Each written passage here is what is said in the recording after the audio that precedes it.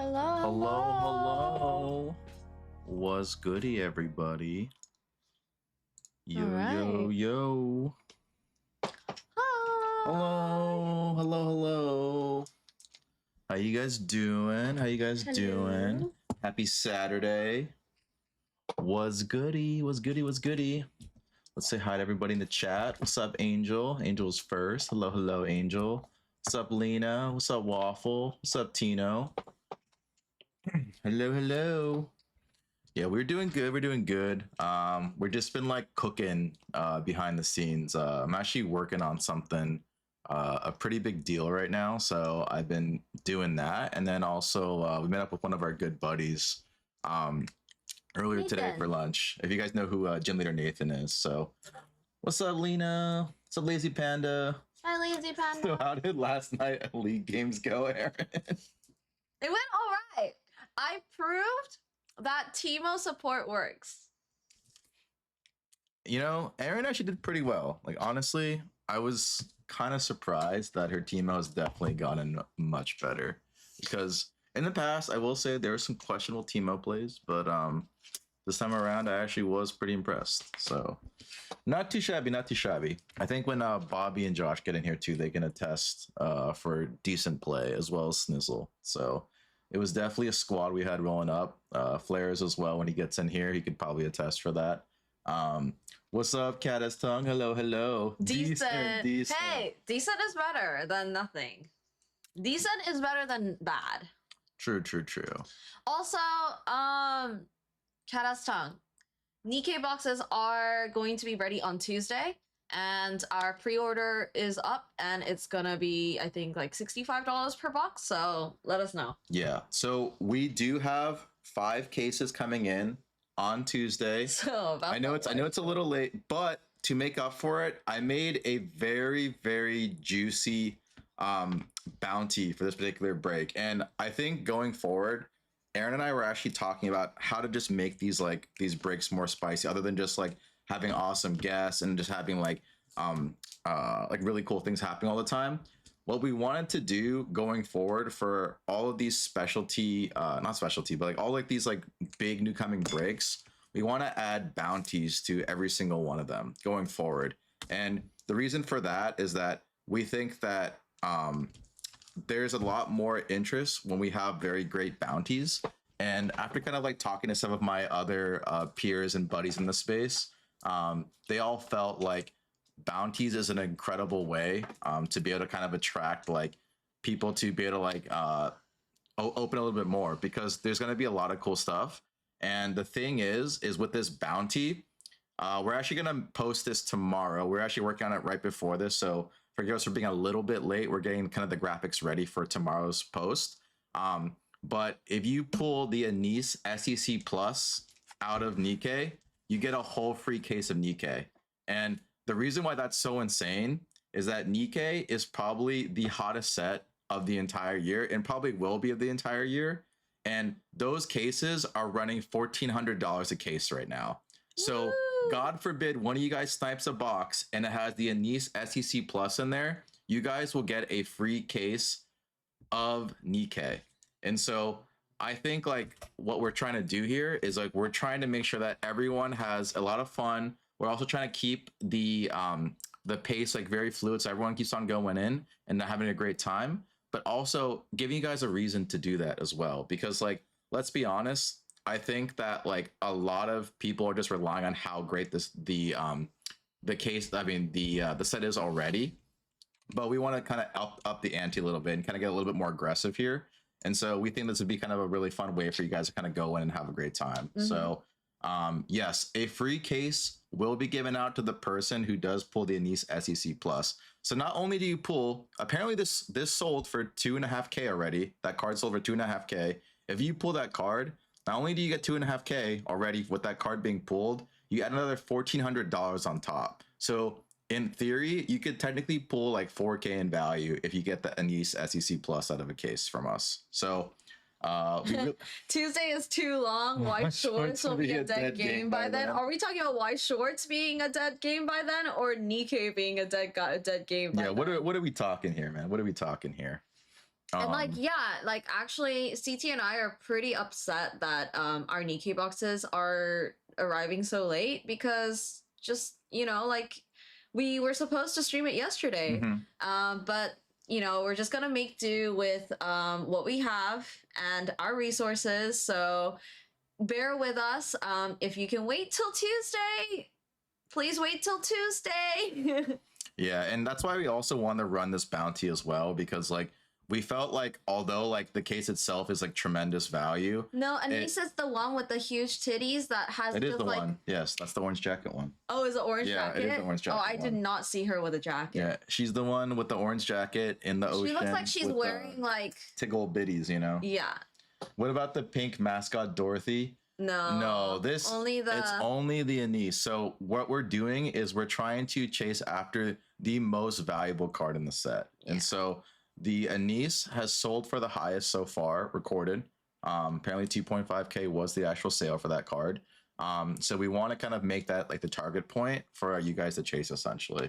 So like I said, if that card is pulled, you guys will get a free case, or the person who pulls it will get a free case of Nikkei. And so that's sort of our way to say like thank you guys for supporting us. And let's fucking as gamble. well as let's go DGen, guys. Like we all know this is the gotcha game. Everyone loves it.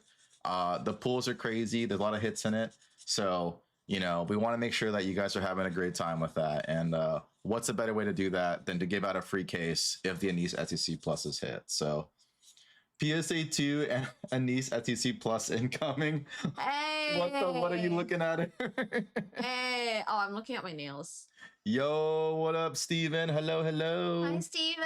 What up, Bobby? Hello, hello. Y'all accept Klarna payment? Oh my god. You know, Panda, I did say if you guys want to put down like a whatchamacallit, like an IOU or like put down like an initial deposit, I'll accept it as long as it's like within a reasonable time frame. Also if you've bought with us before. Yeah, if you bought with us before. So in the case of you, Panda, I'm sure it'll be fine as long as like there's an initial deposit put down and like a certain amount of time that it's guaranteed by. So we will allow that. It's a custom Klarna. Yeah, it's our own custom Klarna, you know. Gotta love those paying fours. So oh, I thought Dorothy was 3K selling. Maybe that was just asking. Yeah, they're asking for 3K, but I think Waffle, there was like one that sold like in the realm of like 2K-ish. That's what I heard. It was like 2K-ish. So the Anise is still the most valuable one. Can we just open Azure Volume 1 first set or Azure Volume 2 again instead? Lol. Bro, Azure Volume 1 is like $2,000 a case or like $1,600 a case. Like crazy. I'll give you a down payment of trust me, bro, says Steven. That's crazy. Oh my god. I don't know if we can trust you, Steven. Yeah, I don't know about that. Yo, what up, Aver? Hello, hello. Do you accept Nikkei cases for Nikkei case? We accept Japanese Nikkei cases. Oh my god. No 30-year loans. As much as I would love to give you. Can I get a 40-year loan on 10 cases? Is crazy, Dude, you guys Aver. are wild, man. I will never see that money ever again. At what percent? 0? Jesus Christ. Line of credit like the casino, it's over. Oh my god. You know, it's crazy. They actually have like casino credit lines too. It's so degenerate. That's the most degen thing I've ever heard was when I went to Vegas and I heard some of the high-end gamblers. They actually have a casino credit line too. So you could gamble more. Hell yeah. It's so bad. Like it's actually so bad. Tina says Lazy Panda, they'll hold on to your cards until payment is complete, but if you don't complete payment, they'll take your money and sell your car. True. We will. We that's will. True. We will. I'm not even gonna lie. We will do that. That is your consequence. Listen, when I see y'all at the wedding, you'll trust me. All right, Steven. Okay. True.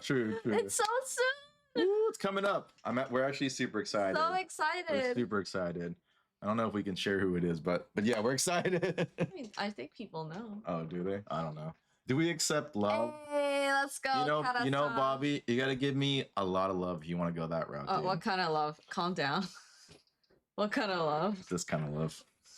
You know, we take cards too as payment as well if it's a good enough card. You know? That's true. We will take trades. Yeah, we'll take trades. We will take trades. We will take trades. If you guys, okay, I'm gonna put this out there.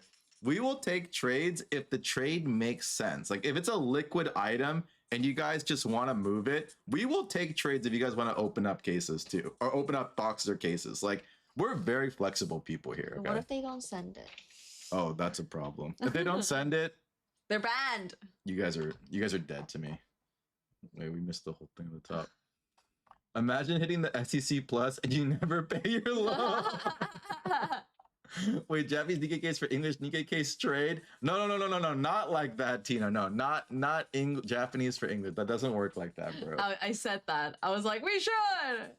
You telling me I can go into eternal debt in Vegas? Yes, you can, Lazy Panda. You can be in debt to the casinos all you want. It will happen if you go that route. I definitely got a few boxes. I DM you on IG. Sounds good. Thanks for checking out shop. What's up, Korean American Barbecue? Hello, Let's hello. get it. Let's get it. I need to go get dinner. All right. Go get dinner. Get that din-dins. Walking back to the cage after using my 10K line of credit, asking for 20K, putting it all on black again. That's crazy. Dude, you guys are dangerous people to be around. Accepting trade as payment too. Oh, trust me, Panda. Like, the one thing that I've learned in the TCG space is that you can accept all different types of payment, whether it's all different payment providers, whether it's the form of trade, whether it's the form of IOUs. This space is crazy when it comes to like getting value for stuff. Very, very crazy. If anyone gets this and gets the Anise, you gotta re-roll it. Chicago Bean Love. I mean, hey. Y'all take gold, silver, bullion, and coins. Okay. No. Okay. Something that you guys are now going off the deep end in terms of trade. Like we gave you very clear parameters of what is in the trade, and then you guys are just it's like talking to 5-year-olds. It's like they're just like firing off like crazy. I was kind of excited there for a moment. Japanese case or English case? No. I'm sorry, Tina. That is not what we're doing. But hey, valiant effort. Sending you both a picture of the CT YouTube video and the picture from the Aaron ABR clip instead of the actual item. Scam time. What?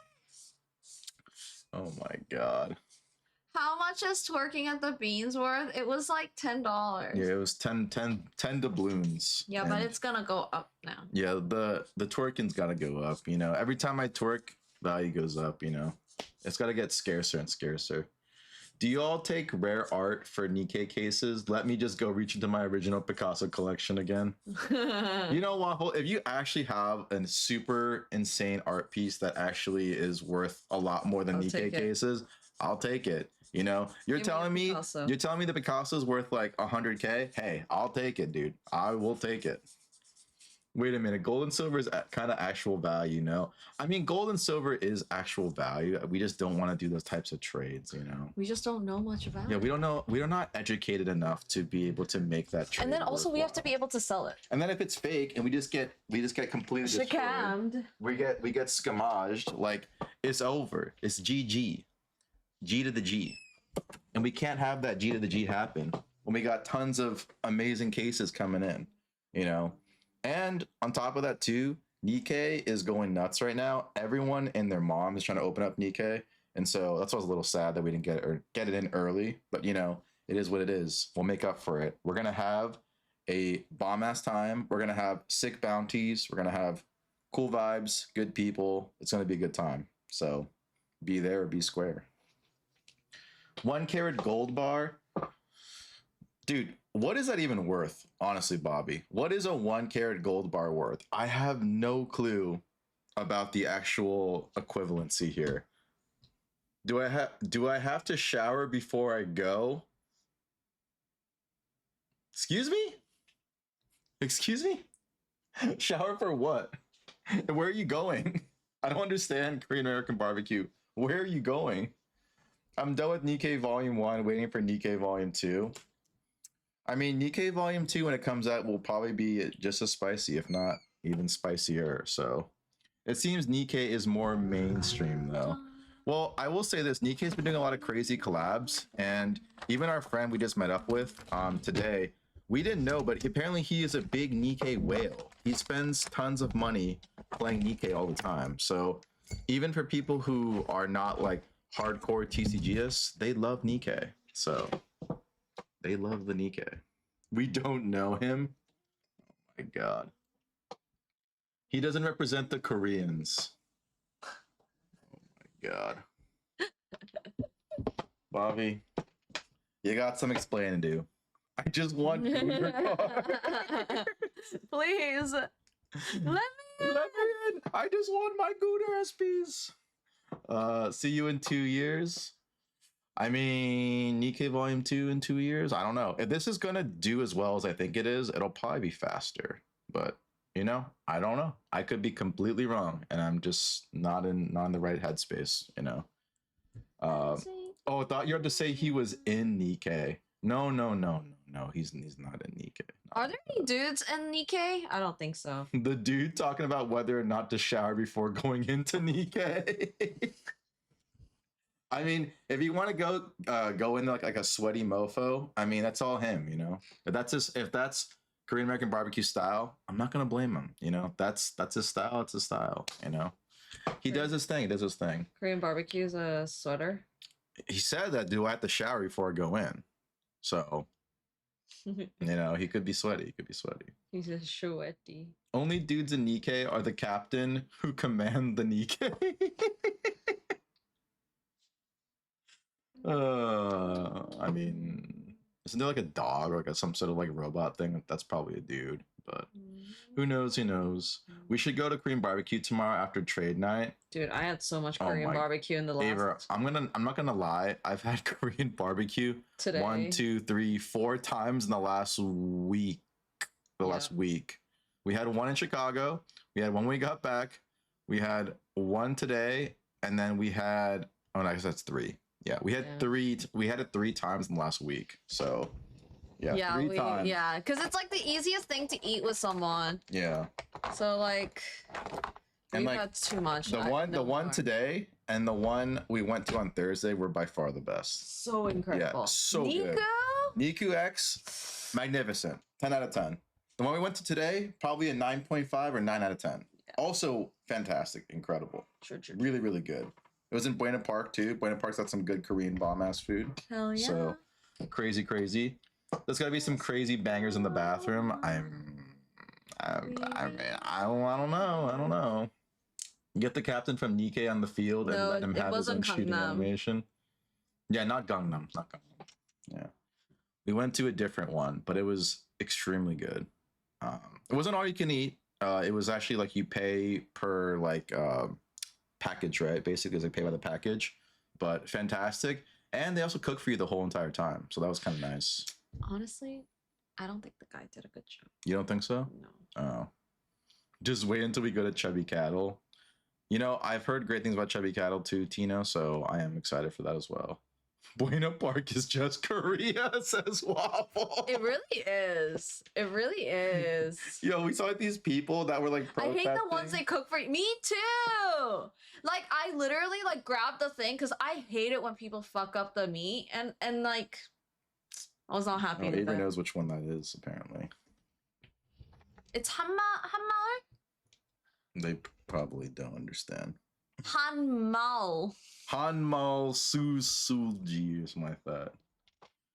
I hate the yeah, but it was good. It was good regardless. So, but yeah, today Hanmal's today we want to try to test something out that's a little bit different, and I think with the way we want to structure our streams, Aaron and I talked very deeply about this in terms of how we can basically provide like the most value to all of you guys. And so we're gonna basically be going forward, probably starting in the next week or 2. We're trying to figure out the exact scheduling for it, but we're gonna basically have a different theme essentially like every day. And what we mean by that is that based on our schedule, we're going to set certain days where we go over certain types of topics. And so beyond just like rip and shipping, which is obviously great. And if you guys always want to rip on any day, that is totally fine. Feel free to rip as much product as you want. That is totally cool. But we want to kind of structure it to give you guys a little bit more interesting things to talk about each week. And so one of the things I think that we found most impactful, and we really thought about this very deeply last night, like post stream, as well as kind of with our friend this afternoon, is a couple different things. One, there's going to be days where we're going to have like big box breaks because there's going to be big releases. So obviously, like those days are going to be catered strictly to those big release days. But there are also times too where there's a lot of education in terms of being able to like learn about new topics, new cards, new different types of market dynamics. And so because we've been in like the high-end consignment space, as well as dealing with like tons of vendors, tons of auction houses, and giving you guys more information about like what the state of the market is, we want to kind of break it up in two segments. One is that we would like to weekly go over basically all the notable sales, auction house data, and also just interesting cards that are up for auction. And so that can come in the form of like Fanatics Collect, eBay, Alt, Golden, Heritage, like all the big major ones. We want to kind of go over all of that stuff for you guys. So you guys not only get an idea of like what we're seeing, but also so that you guys can also ask questions too about cards you guys might want to go over. So I know a lot of times in our chat, you guys are always just like, what do you think about this card? Or what do you think about this, right? And sometimes it's kind of like hard to answer all that all the time because there's so many things going on. But I think having a designated day where we can actually go over like really cool things like that, we thought it would be super awesome to kind of cover that. And so going forward, once a week, we want to designate a day to go over auction house data, information, and give you guys an actual like deeper look into all the action going forward.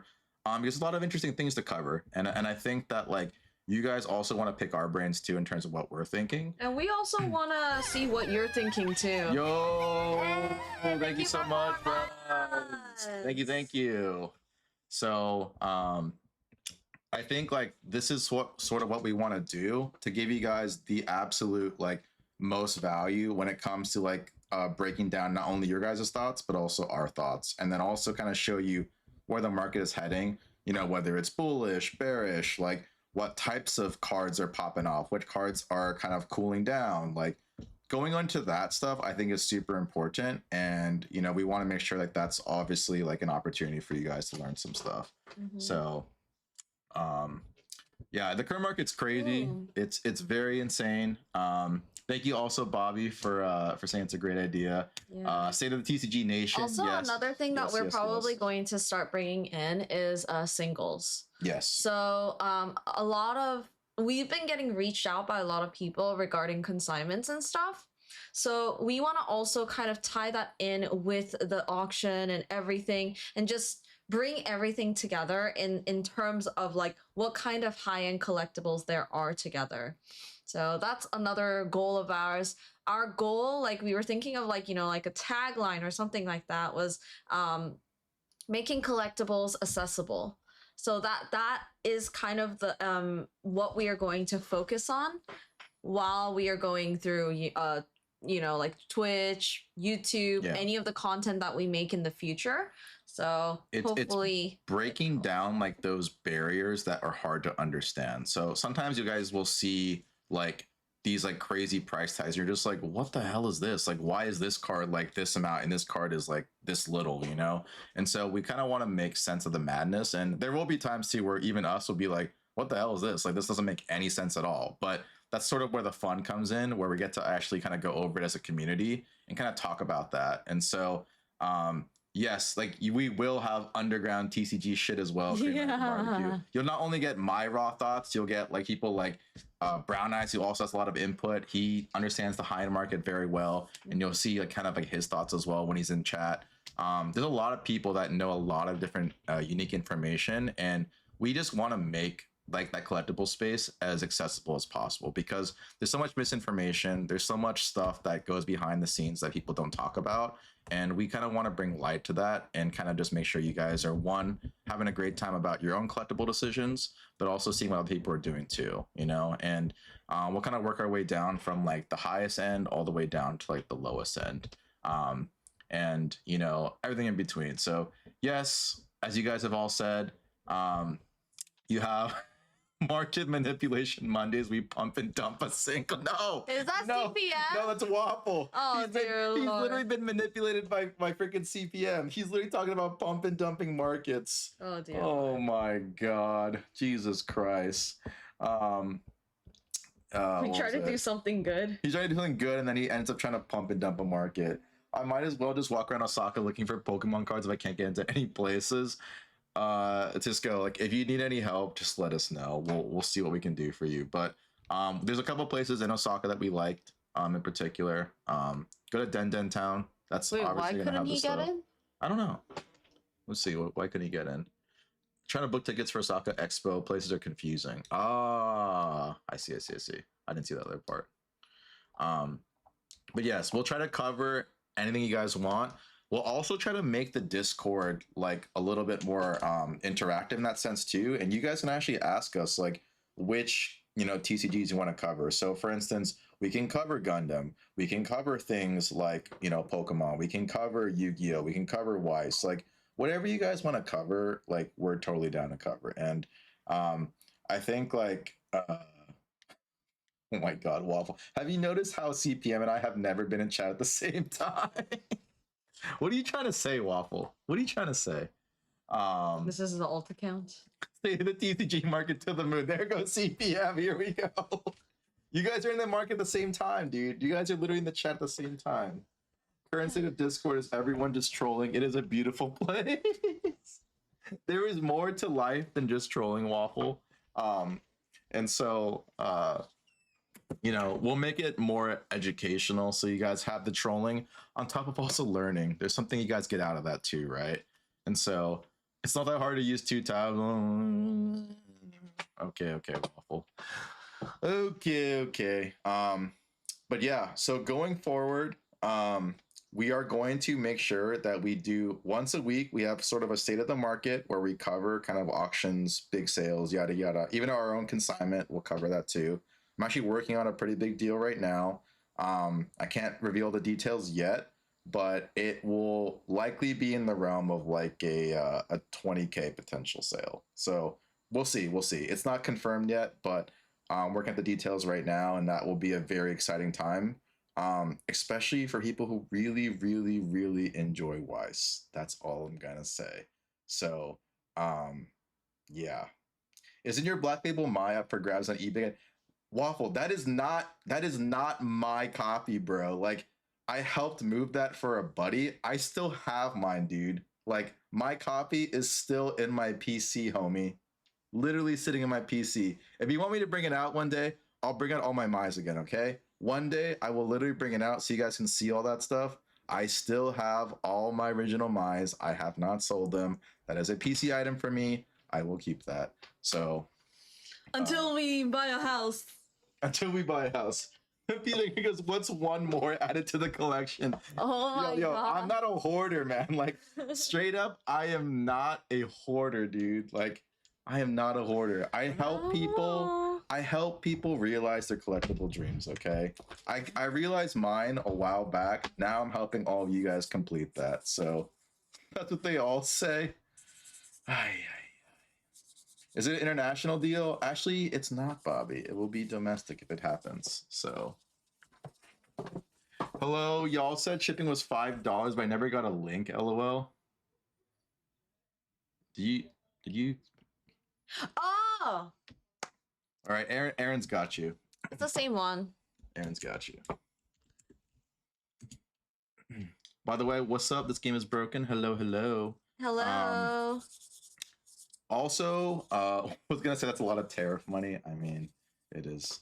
My dream is to get that hand signed AgentDMG CT twerking Polaroid. Oh my God, dude. One day we'll auction it off, okay? We'll auction off a Polaroid. So it'll happen. But anyways, the other interesting thing we want to cover too is that a lot of people always ask me all the time, what are your thoughts on this card getting graded? What are your thoughts on this thing getting graded, right? What I think would also make sense, and correct me if I'm wrong, but I think what would be an interesting segment is once a week, free of charge. I usually charge people for this in the past, if they really want like a deep in dive one. But because we love you guys so much, we'll have a day where you guys can submit all your cards to us on Discord, and we'll go through each and every single one and basically pre-grade the cards for you guys. So we think that there's so many different TCGs out there now. there's so much misinformation when it comes to like grading. What people don't know, like what to send to, which grading services do you guys use, like who do you go to. We want to kind of break that barrier down as well, and also kind of give you guys more value to the community as well.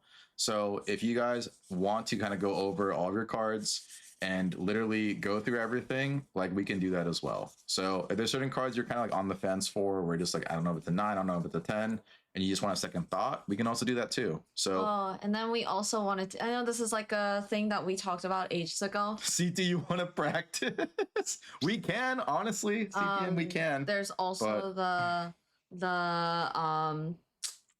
what is that thing called? What? We wanted to do the a night where it's like a a marketplace. So basically, like we have it on like Discord, and it's like a marketplace, and you get to like upload all of the things that you want to sell on that specific day, and we'll share it on our stream, and then we can do like a marketplace. Yeah, it could be like Marketplace Mondays, yeah, or something like that, right? Where we basically go over all the cards you guys want to sell, you want to talk about, if you really want, and we're comfortable with you guys on Discord, maybe we can even have you guys jump on Discord and kind of explain like what's your collectible item that you're trying to move and stuff like that. Yeah, we want to basically make this place like the end all be all, like safe haven, to basically not only move your collectibles, not only talk about them, thank you, this game is broken, but also be able to stay on top of the market, be educated, and well, that's the thing, right? It's like you never know. We can bring new people, like we can try new things, like you just never know. Like we're hoping that by doing all of these things that we grow. Yeah, and we bring more people because they're interested in this kind of content. Yeah. So if you have friends, share, because we can't keep doing this without like growing. Yeah, we need to grow for this to be viable, and so we say always send all your friends to us. We will literally help all of them. We're literally doing this basically free of service so that you guys can also, hey, I brought so many friends. That's true. Hey, Bobby, you're good. You're good. You're good. For everyone else that wants to bring their friends though, feel free to bring them in. We want to basically make this as inclusive as possible and really just break down like all those barriers that just make that space, very gate kept. Which is currently kind of very gate kept in some ways. And so we want to essentially make that a little bit easier for new collectors and also for seasoned collectors too, to kind of just get information more effortlessly, talk about what they want to talk about, and just kind of get everyone's, collaborative input. So I count as 5 people. Why did I even ask that? Oh my God. Anyway, I have no friends. I have no socials. I'm your average lonely Asian.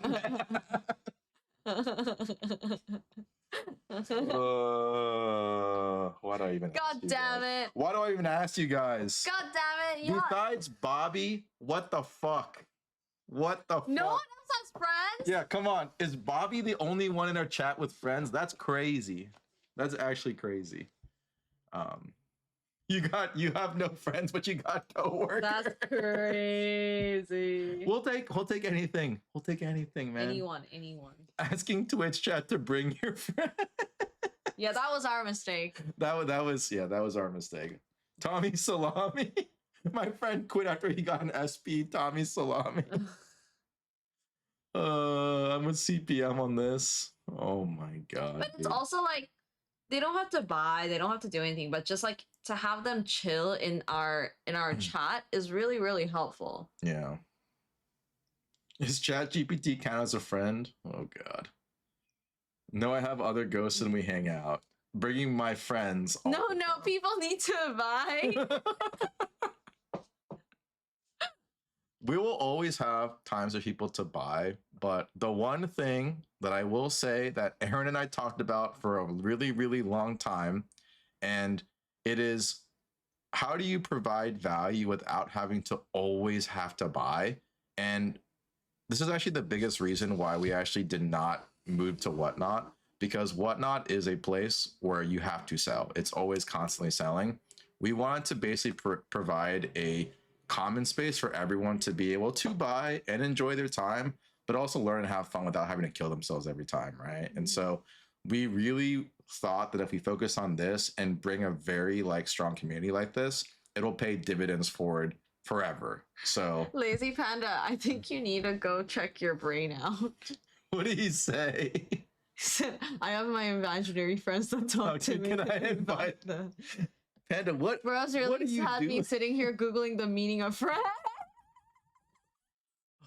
We asked the wrong people. Yep. They don't even touch grass. Like, how are they supposed to have friends? Oh my god. What are their names?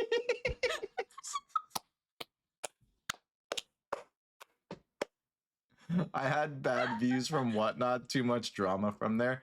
So I'll say this, Aver. There's a lot of great breakers and great people on Whatnot. Like I will not take that away from them, but there's a lot of like nonsense too on that platform. And like as much as I want to like support all my homies that are on there, and I do, we want to make sure that like we don't move towards that model where it's strictly just like go go go go go. Like we want to also have a place where people can just relax, kick it back, open up a beer, chill with your imaginary friends apparently that you guys have, and do whatever.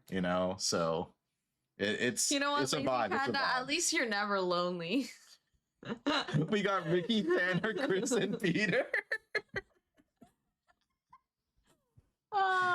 Mind your chat. We gotta respect CT and Aaron for choosing Twitch because they had more support with Whatnot due to their connections. It was a grind at first, but y'all did it. Aw, thanks. Thank you. Aren't you two the ones always promoting League of Legends, not the right environment to bring in friends? What do you mean? I've only brought friends to League of Legends. Yeah, Aaron loves having her friends come together and be tortured by her Teemo. Yeah, what? My Teemo was not bad yesterday. To be honest, I've only heard bad news come out of TikTok and Whatnot for TCG stuff. I love the chill vibes here always. Thank you, Lena. Thank you, Lena. It means a lot. Appreciate it. Interesting. I'd ask what age ranges, but now it's getting scary. You condemn those people. No, her Teemo was good yesterday. Yeah. Aaron did pretty well yesterday. I've seen Aaron make some pretty bonehead plays with Teemo, but she actually was pretty good yesterday. Watch it, Christian. Let me see what ranks we were playing though. Oh, we were playing draft. Imagine it's just like a bunch of like Iron 4s. Only good because she stole the I needed them so that my mushrooms did damage. Aaron is a KSer. Oh, that explains Of a lot. course. Oh my I try God. to take the cannons too. Jesus Christ. Every time I don't take the cannons, Bobby misses the cannons. I'm sorry, Bobby. I'm sorry. I don't wanna bring you down, but like you kept missing the damn cannons. Actually, two of the minions on the It's the Teemo poison. Zertic, show me the types of people and Whatnot. Definitely Klarna change the game for Whatnot. Oh yeah. Yo, paying for, baby. Paying for. But yeah. So like going forward, we're gonna be more strategic about how strategic about how we kind of structure all our streams. So each stream will have a theme now. It'll be much more fluid in that Also, sense. guys, I'm really sorry, but our streams are gonna be shorter too. So the streams will no longer go 5-6 hours. We've kind of learned unless there's like money coming in. But okay, unless it's like a big rip and ship day, most streams will be more structured around like 3 to 4 hours typically. And the reason for that is that we also need to make sure that we allocate time to produce more content with IG Reels. As well as be able to handle like all the backend consignment. Because one of the things that I personally did to make sure that like our stream would grow as fast as possible was that I put a lot of the consignment on the back end, not on the back end, but on hold essentially, to ensure that like everything runs really smoothly.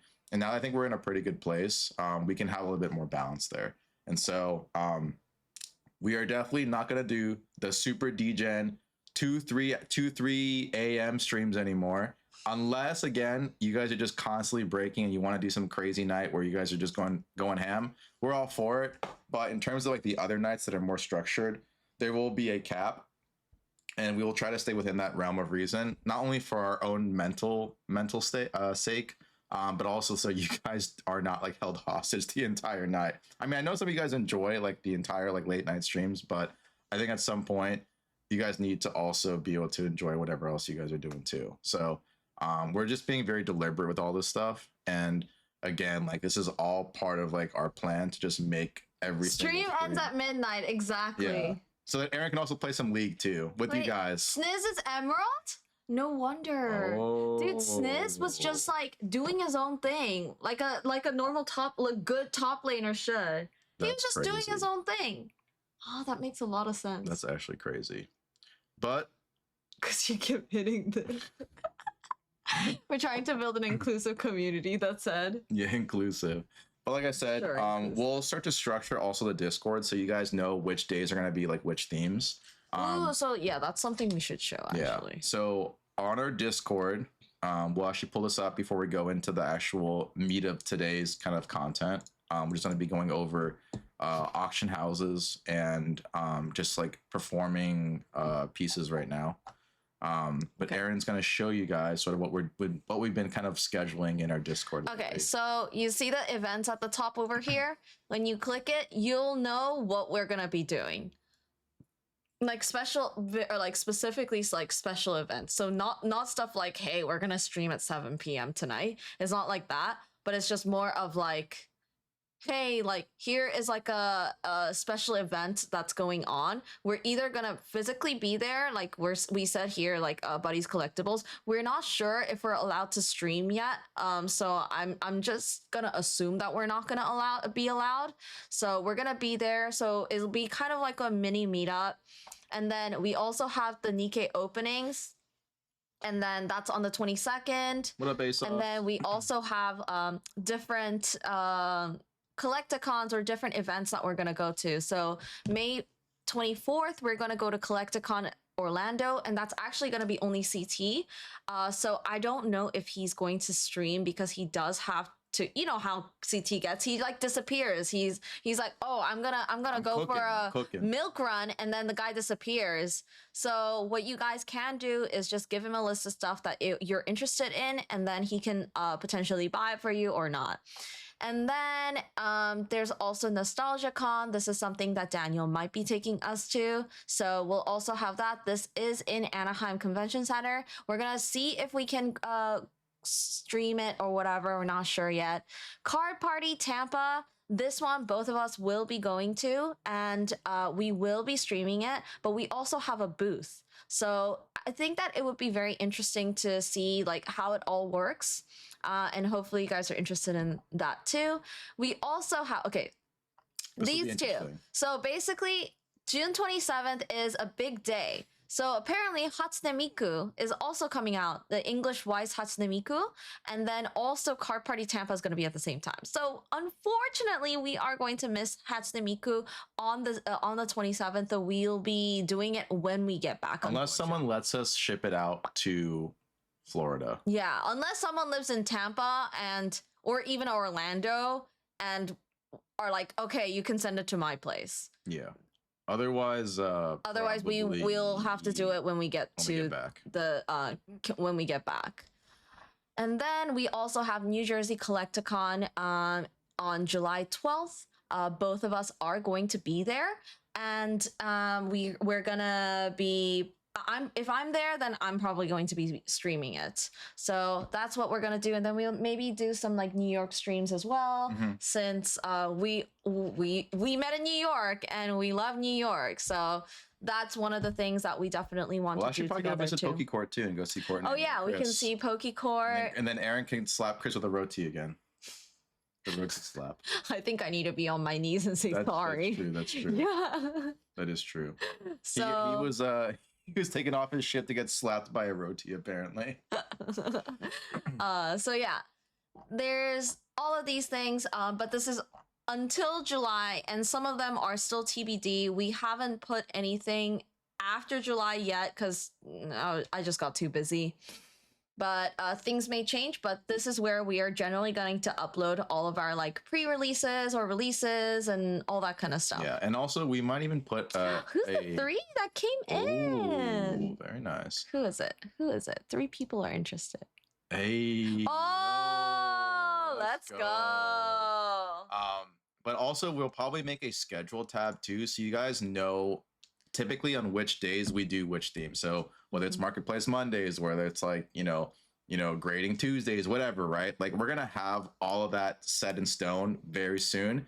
It may be already this weekend, it could be next week, but we'll have that kind of confirmed very shortly. We'll try to do it like a week in advance. Yes, so that you guys have all that like put together already. And Magic Hatsune Miku sold out in 10 minutes every single release without fail. Yeah, I'm not surprised. Yeah, I'm not surprised.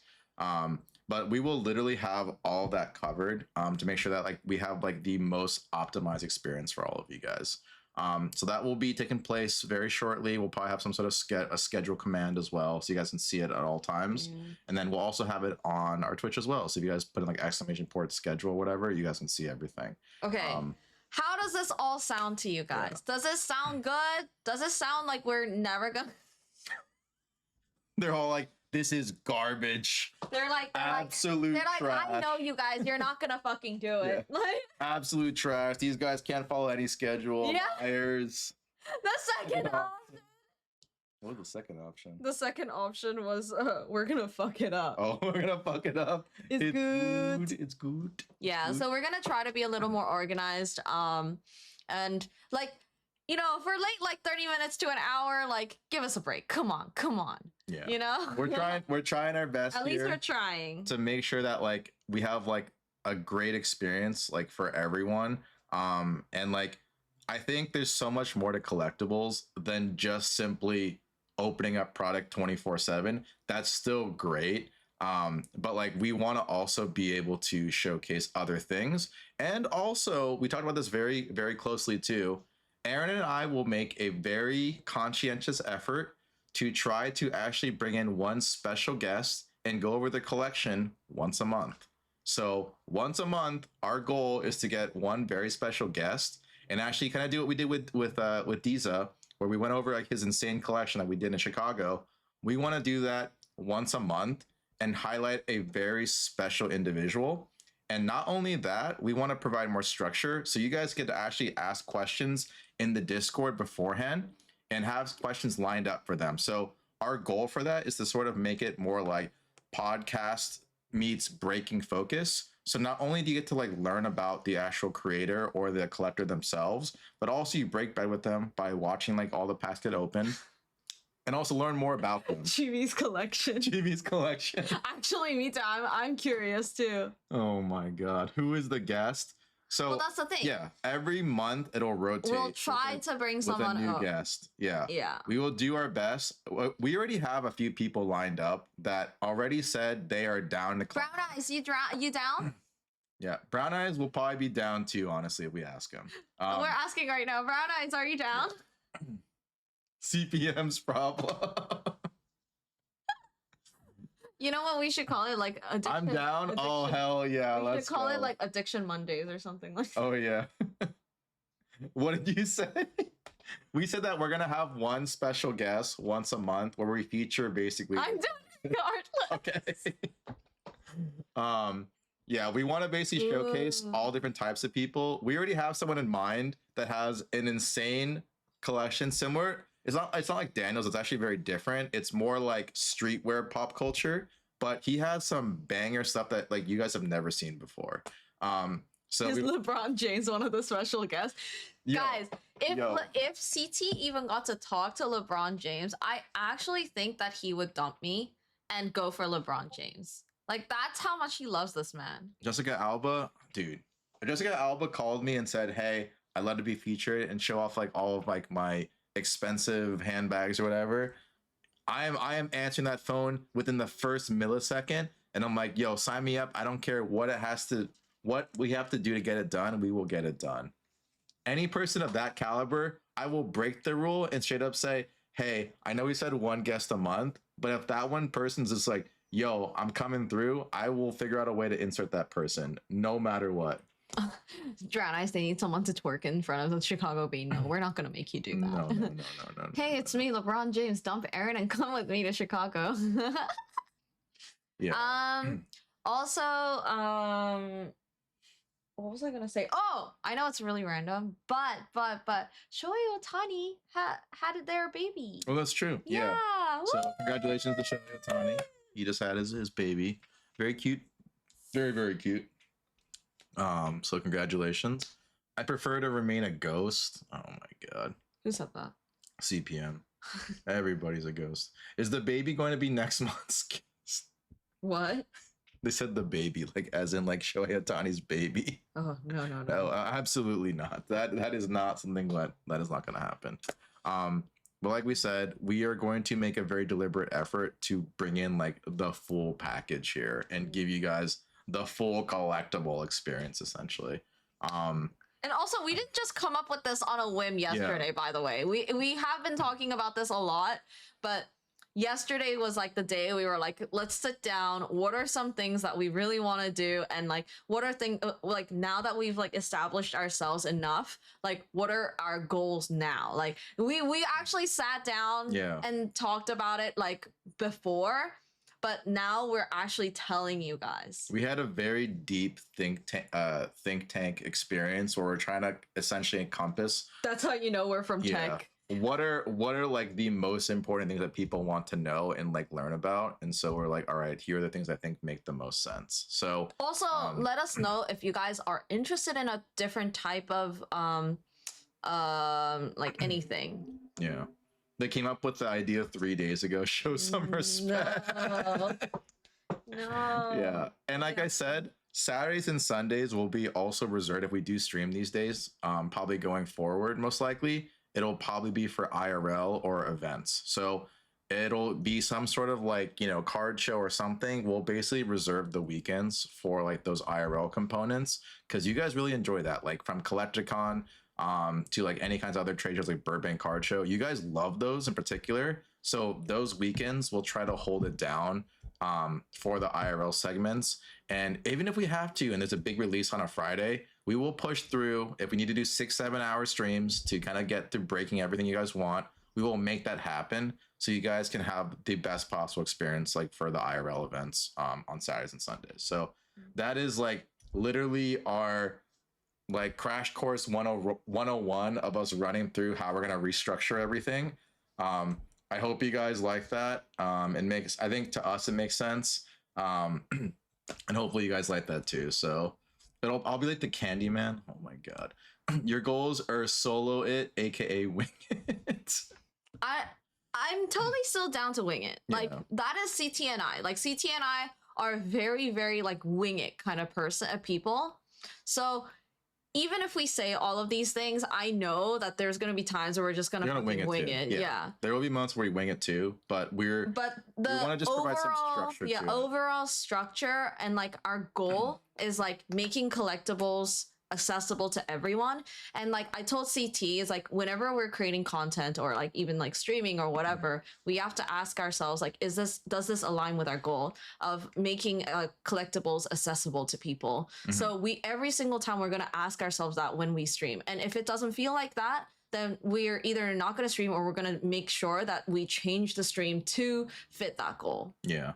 Minecraft cards, please. Hey, we can cover that. See, that's the thing. Is like anything really. Anything like collectible is interesting. Like someone could have a fucking Beanie Baby. I don't care. I want to see it. Like I want to see something really, really cool. Yeah, we want to see. I want to see Lena's car collection. See, even that. Like, that stuff is cool too. And like, Elsie's collection too. Yeah, Elsie's Gundam collection. We want to show off people in the community too that you guys are part of it. And if you guys have cool shit to showcase, like we're down, you know. K-pop Polaroids have to be the most gatekept assets in my experience. Yeah, K-pop Polaroids too. Like I've told people this multiple times at all the cons I've gone to. I'm sick and tired of a lot of the gatekeeping in a lot of the space. Our goal is to, again, break down every single fucking barrier and make sure that everyone has at least like better access to better information or more accurate information. And we're gonna get hate for that too. I know some people don't like, you know, basically sharing that kind of information, but like I'm tired of that stuff. I want to make sure everyone has a pleasant experience and they're not like, you know, their first time like buying a card and they tell me, hey, so and so bought this card for like 2K. Is that a fair deal? And the card's like $100 in value, right? But because they don't know, they're like basically like, you know, scamage because of that reason. So we want to ensure that all of you guys are safe, protected, and also have a fun time learning about new things. So that is literally kind of the goal of us going forward. So yeah, like we will literally fist all the fisters. Like David said, get fisted. We will fist all the fisters essentially. So No. no. Let's not get too- we will let's fist the get too- fisters. The gun collection cap. No, also imagine, guys, if you know anyone that has like a crazy CS:GO collection, that would be cool. Yeah, actually, one of the cool things we want to talk about is if you know anyone that has a really busted CS:GO collection of skins, we really want to cover that because that is an actual very unique economy that I know has a lot of actual buyers all across the world. And not only that, it's like it's something that we personally don't we're understand. gamers too, so we want to see that. But like that's so cool. Even NFT collections, NFT collections are like there's cool. just so much. Yeah, there's so much out there. We want to basically just showcase what's out there, you know. And you know, Hey, now calm down. I have a busted knife collection. Even that, right? Yeah. That's cool too. TT wants to be her protection. He used her TCG condom. Whoa! Don't call CT a Oh my TCG God. condom, please. Jesus Christ. Asuna collection, yeah, Oh, that yeah. too. One of them owns a casino for CS skins, so I'll reach out. Whoa! Whoa. Actually, Brown eyes, fly. Whoa. Yo, brown eyes, please. Whoa. Please. You guys are getting out of control Brown- now. Brown eyes, no. Yeah, we've opened Pandora's box. I know. Now all the gooners are out gooning. That's Okay, we're not gonna no. let Austin. Yo, Bobby, you've been trying to push this Austin narrative for a while. Whoa, Guys, close your eyes. Close your eyes. Yeah. Don't read Brown Eyes Yellow Dragons. But that is actually a good segue to what we want to cover, which is tonight's topic is going to be Vaseline? No, not Vaseline. No. We are not closing our eyes. We're not fantasizing. We are looking at hard data tonight and going through real effing shit tonight, okay? No, none of this fantasizing, none of this closing your eyes. We're going to open our eyes as big as possible and we are going to look at real data. No Vaseline. What the fuck is going on, dude? Like, Jesus Christ. Why are we talking about Vaseline? I was It's your friend. I was trying to hop at my boy. I don't understand. You said to close your eyes and now open. No, I said don't close. Keep your damn eyes I said open. close your eyes. And Don't. Summer, no. No. That's no. Oh my god. I was about to hype up my boy's sale and No. oh my god. I have a best friend I talked to in Vancouver. Her name is Van City CJ. Wait, you know CJ? Holy shit. Wait, who? Angel knows CJ. Who's That's that? crazy. Who's CJ? Van City is Jesse and CJ. Jesse Pang and CJ. Oh. That's so cool. I mean, you're pretty close to their area, I would assume. So yeah, I'm about to hype you up, bro. I'm about to hype you up, okay? What if I know someone with a Vaseline collection? I'd be a little scared. Yo, if I saw someone with a Vaseline collection, I'm not gonna lie, I'd be a little bit intimidated, honestly. I would be a Wait, little why are you intimidated. intimidated? Because like I don't know what else they're gonna have if they have a Vaseline. Yeah, collection. baby oil P. Baby Diddy collection. collection. Oh my lord. Yo, I know someone out there definitely has like some like Medical. no, like some like taboo collection where it's like Oh, Confederate flags and oh yeah, Confederate flags. Like you'll Nazi probably stuff. no, you'll also probably have like all of like the Epstein file stuff. Oh, Like yeah. there's like people that collect that kind of crazy shit out there. So like I would love to see that too, just to like I mean I've never dived down that pathway, but I'd just be Yeah. curious to see what's out there. You know? This year, not yours. So like government. All right, we're getting off topic now. Anyways, we want to first showcase one of the big sales Brown that actually eyes. happened. So first off, let's go into one of the areas that I partake in, which is Yu-Gi-Oh collecting. And so let me give my flowers right now to Brown Eyes. Congratulations. They just had a historic sale of $141,000 for the Shonen Jump one of one trophy display plaque. And the reason why this trophy plaque is so special is that it is the only one in the world, apparently, that actually has both, or so not both, but it has the Cyberstein, the Des Volscaf, the Shrink, the Crush Card Virus, and the Gold Sarcophagus all in one single freaking plaque. And like Brown Eye says, this is a one of one piece. Congratulations also to the owner of this particular piece that Brown Eyes also helped consign this through Alt. So congratulations, obviously, to Brown Eyes for helping move this incredible piece for his client. So congratulations to both of them. But this is a really historic moment, and I think something that also Yu-Gi-Oh. This is a very heritage auction item, but I said my. um, this is a really, really, really awesome piece. The owner was an LGS owner, wasn't he? Yes. So he does own an LGS. Bobby, you probably know who it is. I won't disclose the name. That's if he might have said it obviously already, but this is a historic piece because it has first it's a one of one, and it also has all the 5 major Shonen Jump Championship cards here. Correct me if I'm wrong, David, but I believe the Crush Card Virus is the most valuable one. But still, having all 5 of these all together like this is like an insane piece. And I'm gonna be completely honest. Yu-Gi-Oh needed a fat W. Like Yu-Gi-Oh needed a very fat W because the market was definitely very soft for a while. But I will say, and this is kind of funny, once this sale happened, all the biggest grails on eBay for Yu-Gi-Oh were all taken, not all taken down, but a lot of them were taken down. So like there was like some big Blue Eyes cards removed off of eBay. There was a big Stardust Dragon card also removed off of eBay. So this sale, yeah, all the Jinzos gone, bro. Yeah, exactly. All the Jinzos all gone. Someone bought out all the Jinzos. Bernaga, so, you can keep that to yourself. What do you say? Crush Card, I thought that was going to be a sick card because of the. No. I'll trade you a pallet of Vaseline for it. Oh god.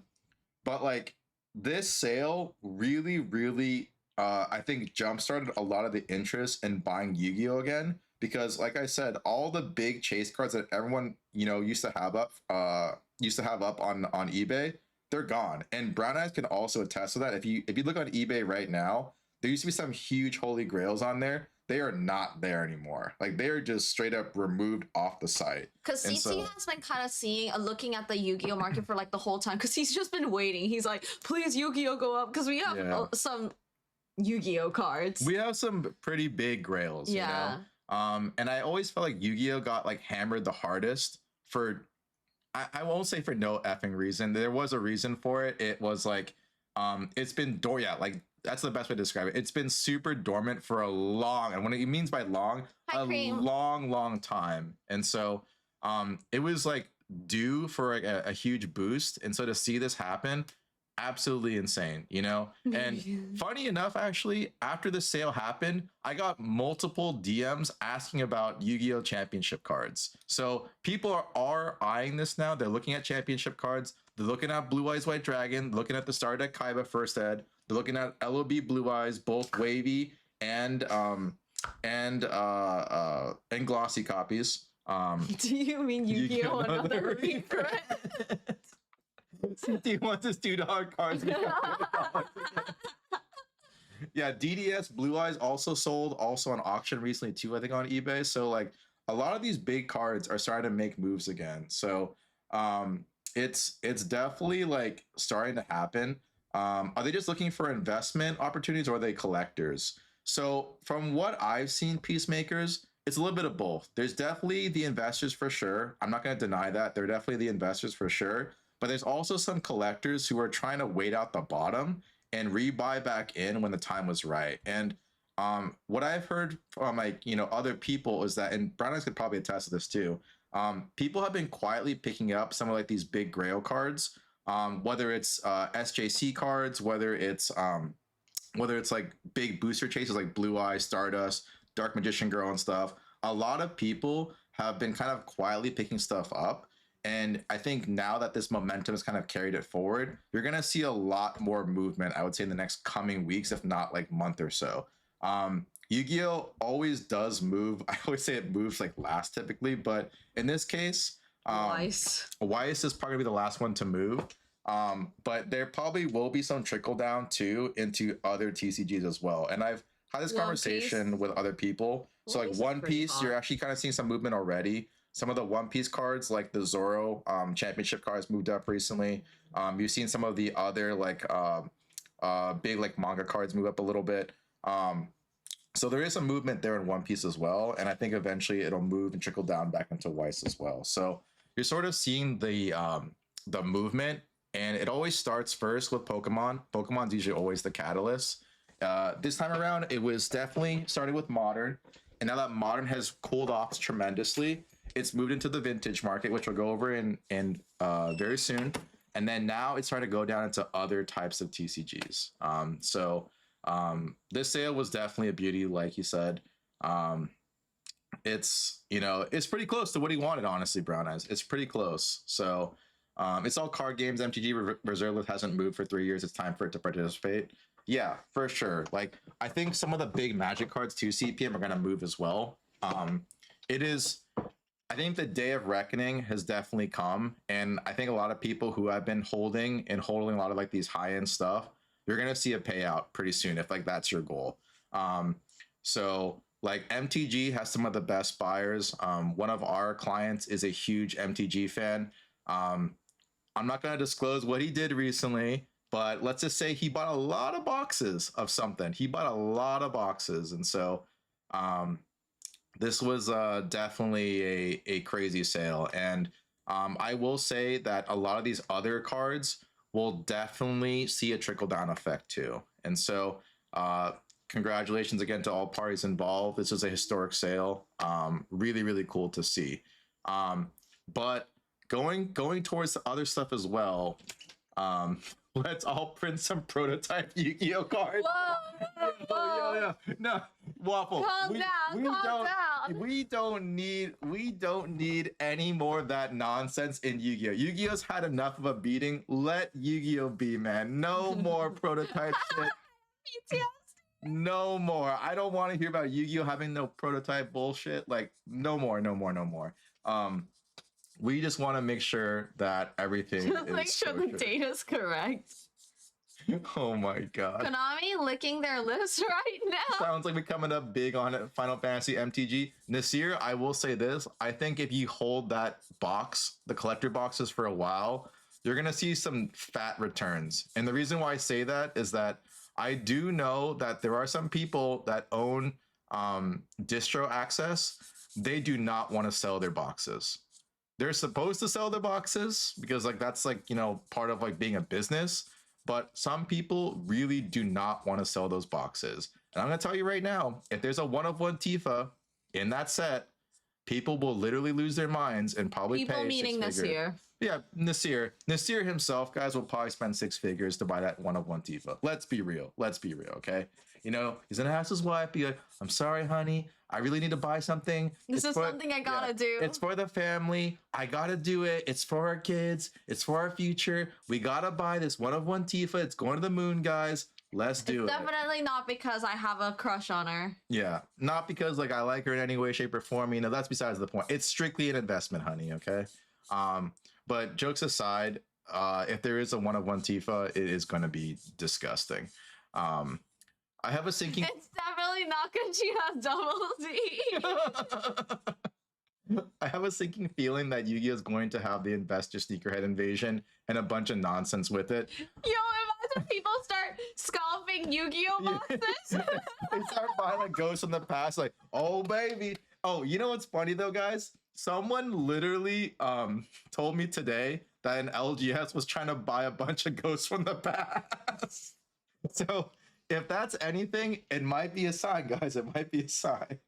Probably not realistic, but hey, one LGS said, you know what? Let me go buy some Ghosts from the Past, baby. So he was buying a bunch of displays of Ghosts from the Past, and hey, maybe it pans out. I don't fucking know. You know, I'm just saying what's out here.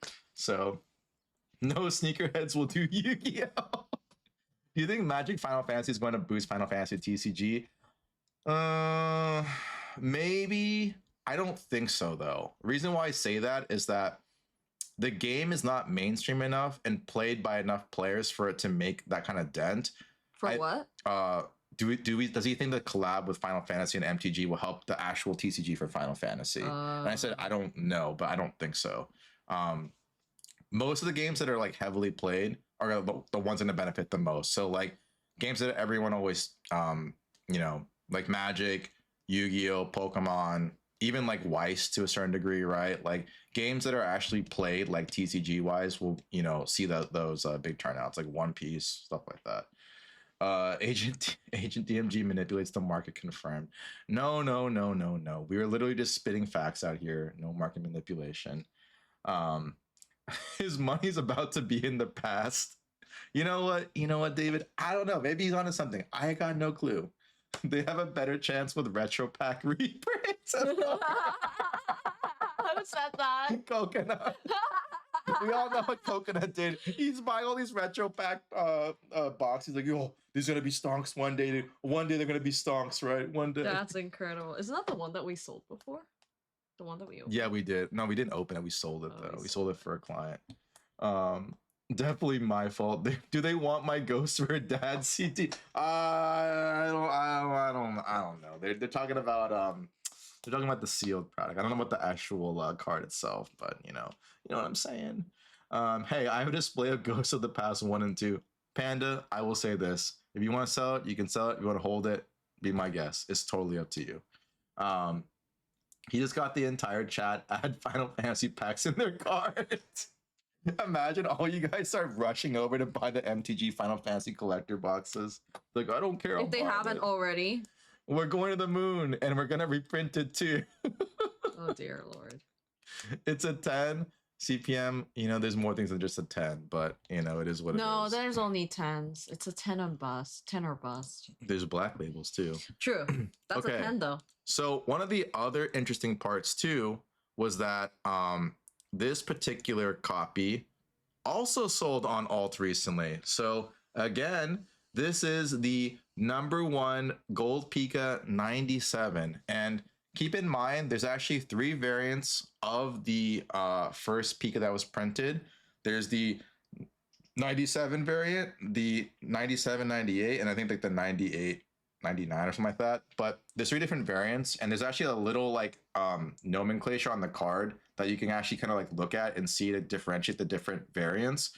Personally, in my opinion, I think that the cards should be fairly similar in price because like they are the same art. It's the same kind of thing for both, but collectors do prioritize the 97 first printing of it. Just like anyone buys like first set and stuff like that, that one is deemed like the most valuable. But this card did sell for 314,000 in a PSA 8. And I've been harping and for a long time about these cards. And I have said that I do believe long term, the #1 Pika will out eclipse the Illustrator. And it's kind of a hot topic. Some people say yes, some people say no. I personally think like when you look at a game's history, what do you respect, right? You respect the long tenure of the game being played. And I just like when I used to play chess and used to compete at the highest level, I want to see the best possible things go to the best possible people. And in my opinion, the trophy card that represents, the entire game's history should be the most valuable. So that's why I think that going forward, there will be sort of an adjustment where I think the #1 trainer Pika will eventually eclipse, like going forward, be more valuable than the Illustrator. I have 3 Illustrators lined up for auction, no cap. Like, that's already like one situation here, but in general though, like there's just way less of the #1s being sold. And just on that fact alone, whether it's, inherent scarcity, whether it's, actual real scarcity, the number one is much more desirable, in my opinion, for two true collectors.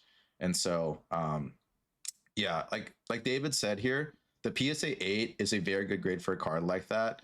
Um, because the reason why it doesn't really matter too much, barbecue, is that this card as its own is really hard to acquire. So even to get like a bad copy, where let's say it's like a PSA 5 condition or like anything, the card's value is mostly placed in the actual scarcity and rarity of the card because it represents the very first champion, right? And so when you look at like the grades that are higher graded just adds more value because it's not only just the inherent scarcity of the card in itself, but now you're talking about a conditional rarity on top of it. So it's almost like adding a premium to already premium item. That's sort of why you see that discrepancy. So if there is a PSA 10, I mean, I don't even know what that would go for right now, Dave. Like, what do you think a PSA 10 would go for? But yeah, it's the first trophy in historic game. And so you have to always respect that. And that's why I think that a lot of trophy cards and other big TCGs too are kind of overlooked. Because when I think about the most valuable cards or what means the most to me, I know that people want to go talk about Charizard, First Ed, base set, talk about like the Gold Star Ray, like all the cards that grew up kind of wanting to like idolize and collect. I understand that.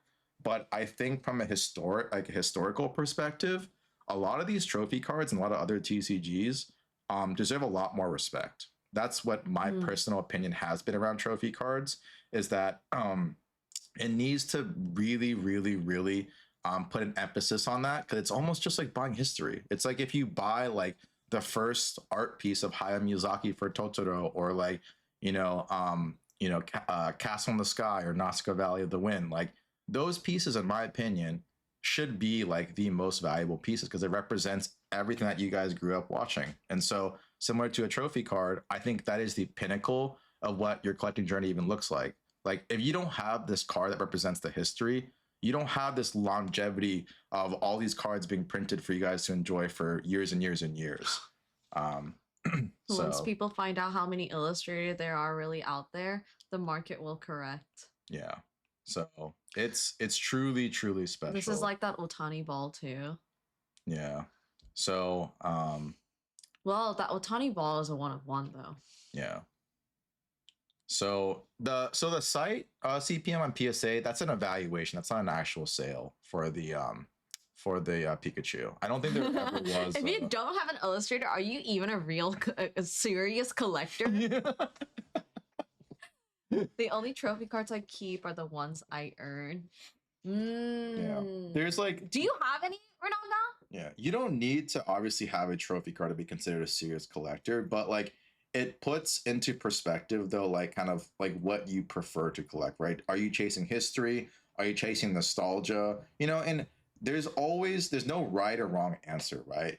It's just like when you're talking about just like pure facts, this is like the pinnacle though when it comes to just historical referencing, essentially. Like, I will never take away, Gold Star Ray PSA 10, Charizard First Ed base set PSA 10. Those are like literally the most iconic booster set cards that are like will always forever be like cemented in stone as like one of the greatest cards of all time, right? God forbid there's like a Black Label First Ed base art or a Black Label Gold Star Ray. That card would probably go honestly for like $1 million. I wouldn't even be surprised. I would not be surprised. Like for the Charizard, even more than $1 million, probably like multiple millions. Gold Star Ray, maybe $1 million. I don't know. I really don't know. But just based off like what people like look for in terms of like pure nostalgia, some crazy person would probably pay that. Honestly, it's really, really crazy. I used to own an illustrator. I miss it already, but the money helps. I mean, hey, collections come and go sometimes. Yeah. So again, I chase for fun. Yeah. Me too. I chase for the art. Yeah, Aaron chases for the art. I chase for both the fun and kind of the historical aspects. I love collecting like historical things. It like brings a lot of happiness to me. I like pretty things. Aaron loves pretty things. That's why I got that anniversary Nami. I got the it's like the gamble. And Goon, right, Aver? Yeah. But this and Sylveon. Hey, that's a collection too. but this also translates into some cool stuff. And so what we'll go over now is I actually wonder what is the first of every Booba TCG card. what is the first every Booba TCG card. Sounds like Aaron is going to be chasing Tifa too. Then, like, no. You know what's funny? In terms of like I'm Weiss, not connected to that though. Weiss English, one of the first Booba cards ever was actually, it's not even a Booba card, but it's like Asuna was one of the very first like waifu cards in Weiss on the English side. It is one of the earliest sets. It's that, and then Hitagi from Bakemonogatari. Those two sets are some of the earliest sets in Weiss where you can call them like Gunner cards, right? So even stuff like that, you know, you never know. Maybe that Asuna's could be undervalued. I don't know, you know, but from a historical perspective, that is the first quote unquote like Gunner card in Weiss on the English side, at least, you know. So very interesting. But going forward, what we want to kind of do is kind of segment into like the auction houses. And so we'll go over eBay, we'll go over Golden. If you feel like this feels like a lecture. I mean, it's just a fun way to do people to banter.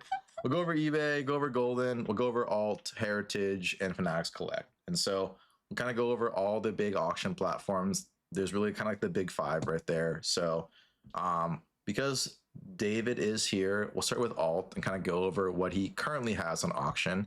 And there are some pretty cool pieces. I will not cap. So again, here we go. Here's an illustrator right here. So, but let's go in the category. Aside, no one knows what this stuff is worth. Yep, that is true. Correct. Yes. Yeah. So price is definitely sentiment. Yes, price is very, very sentiment oriented, right? Because at the end of the day, you're speculating. But what I will say is, hot damn, this already right here is such an insane lineup. Like the first card right Bobby, here. why are you glazing? Yo, Bobby's glazing. You're trying to get a job there, Bobby? Jesus, Bobby's glazing. First card.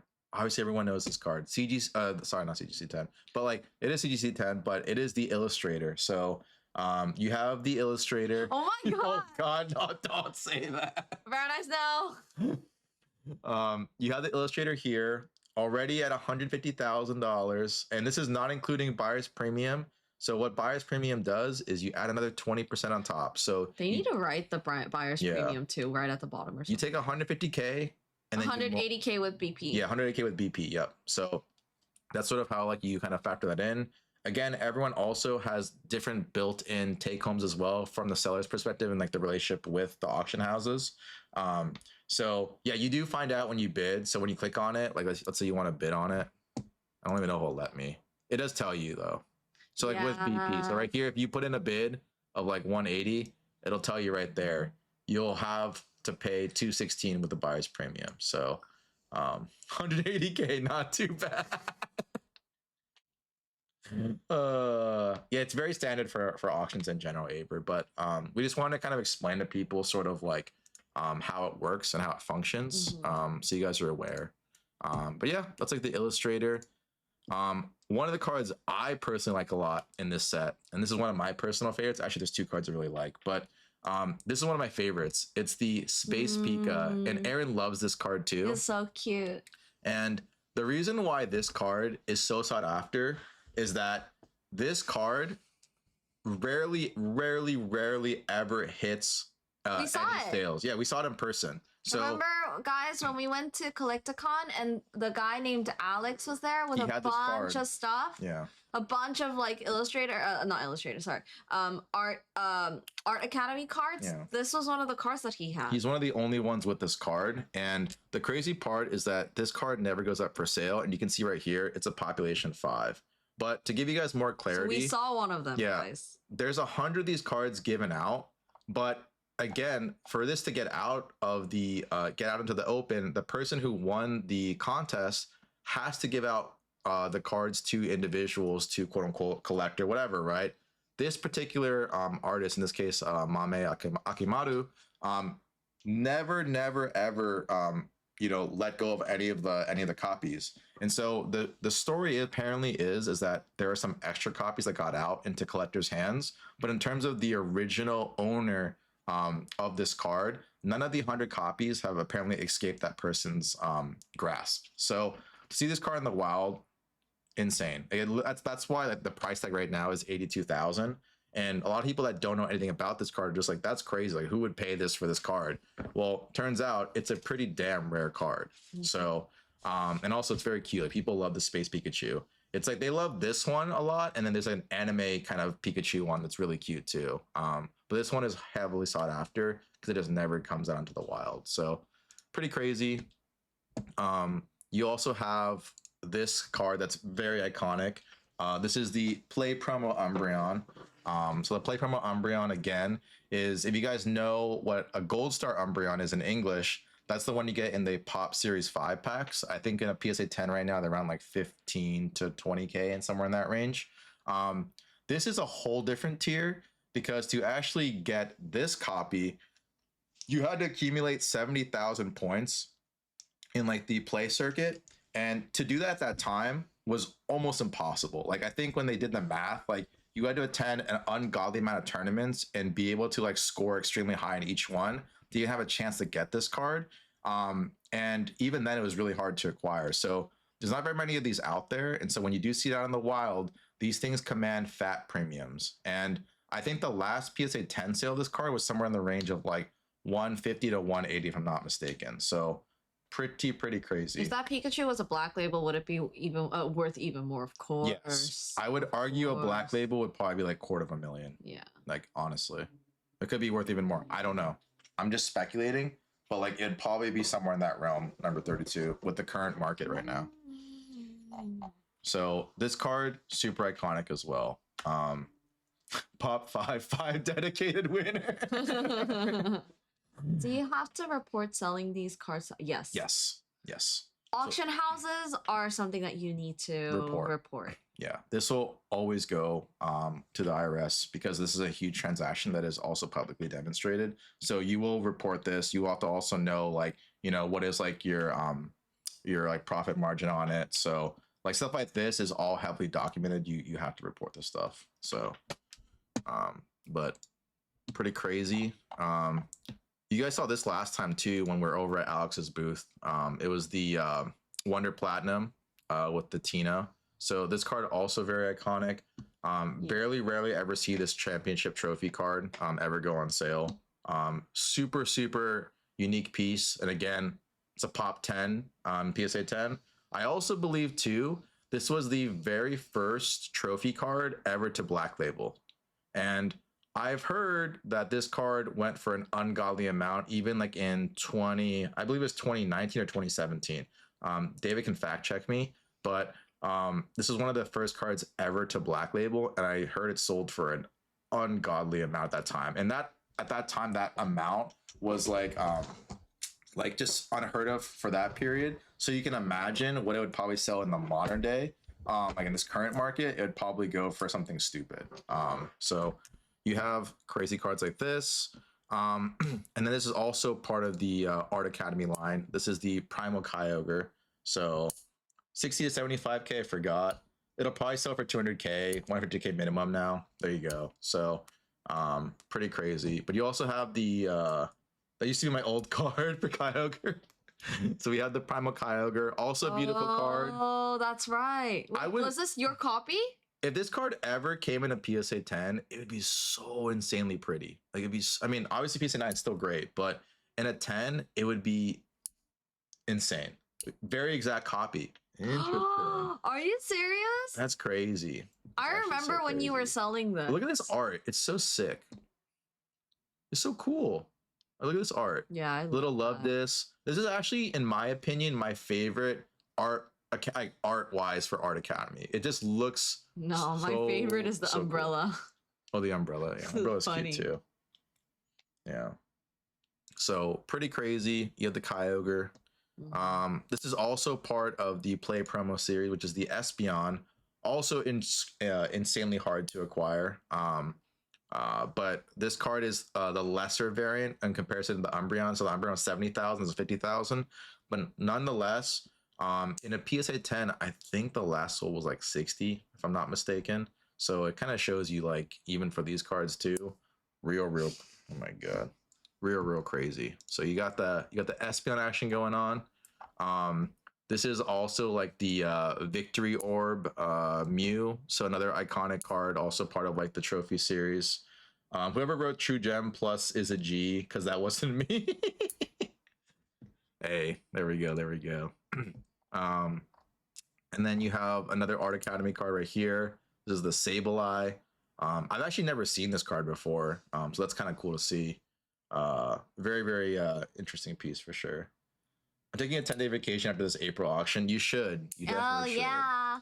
So, now we're getting the cards that you guys have definitely seen before. So we are looking at the more modern day cards, and so what we saw earlier was like the more vintage market. Now we're looking at the more modern market, and so you have all of these Black Label Poncho Pikas. And I will say right now, I'm not the biggest fan of Poncho Pikas, to be honest. I'm kind of a hater, but I will say they are extremely liquid, and they're always very sought after for all They're basically collectors. cash. Yeah, they're basically cash. Like if you pull up like a Poncho Pika or like a Mario Pika, Luigi Pika, and a PSA 10, it's basically cash. Like every single vendor will almost give you at least like 90%, if not 95% for that card right now. Like everyone wants it. And so it's crazy. Mm-hmm. So yeah, I want the Mario Pika. There you go. So like people love, you know, Mario Pika, the Poncho Pikas. These are the Black Label variants, so like they will go for a lot more than a PSA 10 copy. This card is actually one of my favorite Poncho Pikas, even though I don't really care for them that much. I love I love this one in particular, the Shiny Charizard Char. X. Yeah. I also just love the stars in the background. This is one of my personal favorite ones. I just like the kind of The look. pose Yeah. yeah. This is another 10 Art years old. Academy This card. is vintage now. I don't think 10 years is considered vintage. I've never even seen this card before, actually. This is the What is that? Gorgeist Art Academy card. Oh, Never that's seen it cool. before. It's cool, but I've never seen it before. It's really cool when people draw like unusual Pokemons Oh, this is cool in too. their style. So this is actually Koki Saito signing the Luigi Pika. So it has a little illustration, a little cute, and it has Koki Saito on it. So Gotta explain who Saito is. So Koki Saito is the one who actually illustrated the Luigi and Mario Pika. So really, really, really cool stuff. Yeah, Kuki Saito is the pronunciation. There we go. Kuki Saito. So Cookie. very, very cute piece though. I'm sure this will also go to a great owner. And you know, these kind of things are very, very desirable, because to get a Gem Mint 10 Auto 10 is not easy. Yeah. It is actually, you think it would be easy, but it's actually not. It's actually very difficult to do. And so this will definitely be a really cool cornerstone piece for like modern collectors. So well, that's so deep. Okay. You don't have to leak it out. It's okay. It's okay. No worries. But really, really cool. You got this beautiful Ho-Oh. Well, here's like the XY promo Pika you guys have seen. I heard this card is like getting closer and closer to like 10K in a PSA 10, so we'll see if that happens. You have like this Ho-Oh that's really beautiful. If it wants to load. You get this Ho-Oh from Skyridge. Beautiful piece as well. Love the art in this one. Super nice.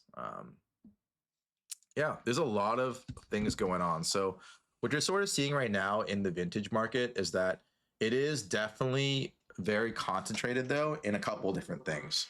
It's mostly e-reader cards, ponchos, gold stars, and then even some of like these like rare, more obscure kind of like trophy cards.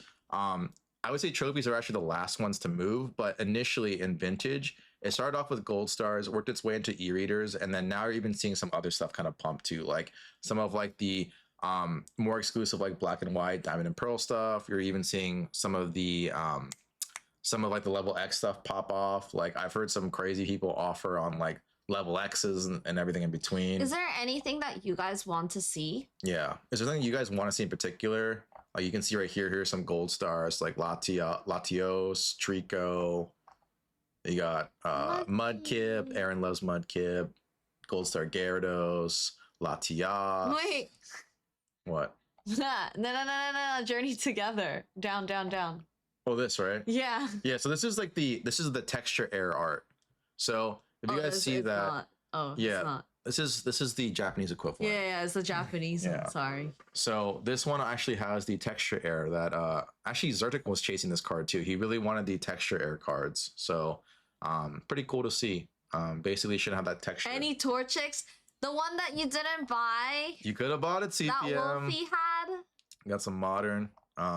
We should look at the modern just Yeah. to show them. So this is the Ray right now. You guys are obviously familiar with this card. A lot of like the modern card prices have definitely dipped a lot recently. A lot of the people have definitely moved into the vintage market right now, while it is definitely much hotter at the moment.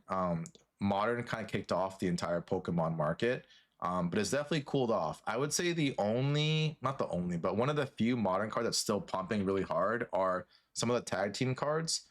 Especially the Latios Lovebird card. That card I think just recently touched like 7,000 or 7.5 in a PSA 10, like absolutely absurd. I remember when like I was like looking at like trading for those kind of cards way back when, and like I was just like, I don't want to pay this amount. This is crazy. And then I was totally He's always wrong when it comes to those kinds of. I'm always wrong when it comes to like the art, the high pop, great art cards. Yeah. You know. So I look for great art and also like immense scarcity.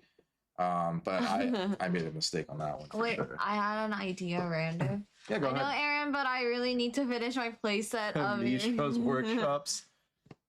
What if you guys open my Sylveon Bear Walker on stream? Oh, we would be honored. We would be honored to do it. We would be honored to. It would be really cool, honestly, Aver. So we would be more than happy to do that. Yeah, for you. we'll be honored. That'd actually be a really cool experience. But yeah, this is just some of the deal. Let's go. Lego. Arise Tuesday, Wednesday. Oh hell yeah! Yeah. I'm still waiting for my shipment. They said screw Tino. Pokemon, No, even him too. Like it's the same Pokemon thing. Center's like, nah, Tino, you're gonna get it later, bro. But yeah, these are just some of like the cool cards currently on alt. Again, we'll look at eBay too to see kind of what eBay has. So look at some Pokemon today. Wait, you got the Eevee one? Aaron and CT opens the Sylveon, then y'all can open the Eevee one. Hell yeah. Let's go. So yeah, we can do all at once. Woo. That'd be cool. So let's go with the ones that are actually running, that are active. There's a bunch of like BS ones that won't sell, but like let's look at the ones that are actually have real bids on it. So holy smokes, that's a Team Rocket box right there. 16K right there already for Team Rocket with 3 days left. Pretty crazy. So if you guys ever like want to look at like all the crazy auctions on eBay, all you have to do is just click on this little auction tab and then just go sort by price, shipping highest first. See who got the best numbered Sylveon. Let's go. Let's go. And you can basically just see like what's available. So right now, like in terms of cards, let's see what's popping right now. All right, here we go. We got a Mario Pika right at 8.6. I don't know what's gonna happen with this one because that's already stupid high for just starting an auction. But hey, wait, what? Wait, from China too? Yeah, I don't know about that. I don't know about that one, but we'll see. This is actually crazy right here. Oh, this is absurd right here. This is the Plasma Storm Secret Rare Hollow Charizard. It's at $9,100. I want to see if this actually gets paid for because I don't remember this card being this high. It is extremely rare. Don't get me wrong. This card is extremely rare and also basically impossible to grade. If anyone ever collected black and white cards or Diamond and Pearl era cards, this era was by far last sold for this? One of the absolute worst card qualities of any generation. Like every card out of the pack, PSA 7, PSA 8, like just straight up not good at all. And so to see this kind of like take place is pretty crazy. What are you doing? It's eBay. Yeah, I know. Or just go on alt. Huh? Go on alt so you can get the actual sale data. I just want to see the sold items. They're not gonna have it. It's too rare. Yeah. So that's the same one. What? No, it's not. It is. No. It's the same one. Click on the serial number. That one got relisted. Oh, it Yeah, got relisted. it's relisted. So that one didn't sell. So I'm curious, like, what the actual value is. Oh, PSA 8. 7, 8, 9, 8. How does ZNG handle payouts? Is it 95% of sold price or after eBay takes their fees too? It depends on how much your product is. It depends on how what tier your card stays in place essentially. So the tier level essentially would be PSA 9 mint is 1,300. It would be essentially in the realm of like what am I blanking out right now? Like what price tag it would be. So like for $500 to $1,000 cards, it has a certain type of percentage. If it has cards from 1,000 to 2,000, it'll have a certain percentage. I think any card above 5,000 and above have a certain type of percentage as well. And so it's definitely very interesting to see all that. So I think anything above like 5K range, it's like straight up flat 5% of the total sold price, I believe. From my friends that actually submitted with ZNG. So like, is there an incentive to go with an auction house or do the selling yourself? So the reason why people use ZNG is because ZNG has some grandfathered in percentages that make it way more way better for you. Because if you're trying to sell on eBay yourself, usually you're gonna pay up to like 13% on your own. Whereas ZNG, it's just 5% for like the really big items. And if you're gonna go with the auction house approach, you have to have a relationship with a lot of the auction houses or have a big enough item to warrant a really good percentage. Because normally it's gonna be a typical like 20% that they're gonna take. And you could, depending on how much you get on like the hammer price, that strictly depends on the volume of how much you submit as well as the value of it. So in some cases, let's say like you submit with like a place like Alt-Right, you might get 115% of the 120 hammer. So you're only docked basically 5%. Sometimes it's 1.7, sometimes it's 113. So you're docked 7%, sometimes 110, so you're docked 10%. It really just depends on the volume as well as the quantity and pricing of all the items that you're submitting. So that is like pretty much the big thing for that. So the total amount of PSA 10s is 79. Yeah. It doesn't, it like the last sold was that thing. So but it's not a real sale. Price. I know. I understand that. But I'm just saying that like that's the only one. So you really just don't know what it's going to go for. But a PSA 9 is going for 1,120 and it has 736. It's crazy. So 79 is very, very low pop. Like that's crazy. Yeah, it's like insane. So it's very interesting. That's like some of the stuff like already, like the bigger ones. And then you obviously have like some other cards here too, like this Rocket Snorlax. Apparently it's at 8,000. Which is crazy. Remember when we were at Collecticon, we saw this raw card that Wolfie was selling. I'm pretty sure it was like mint, not near mint, but it was like mint, and it was $700. He was selling it for 700. So yeah, PSA 10, I guess. Pretty crazy. So you got that. You have like your Tyranitar Pop Series 1, which is also pretty insane. This card is really hard to grade, so you never really see it for sale too often. I think the last sale was way lower though. I think it was like in the realm of like 6 point something. So it's definitely moved up a lot since its last sale. So, but you have like that, and then as we kind of like go down, and it's kind of just like adjusting something real quick. You have the base set Shadowless First Ed BGS 8 at 7K right now. That's insane. That's crazy. You actually have a Skyridge Ho-Oh on sale here and on alt.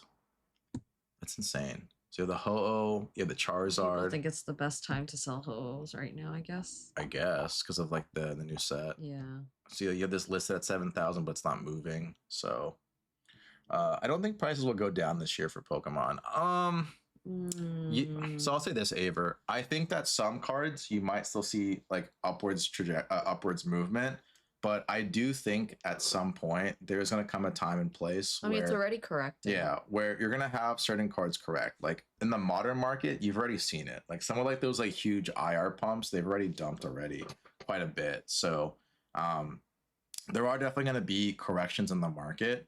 And I think that if the mindset is that like going forward, everything is just gonna stay up the entire year. How much CPM? It's a pretty dangerous place to be at because there will be things that go up and there will be things that go down. So not everything will constantly just like move upwards like this. And so you're gonna see a lot of people burned as well, thinking that all of the vintage markets is gonna go keep on booming.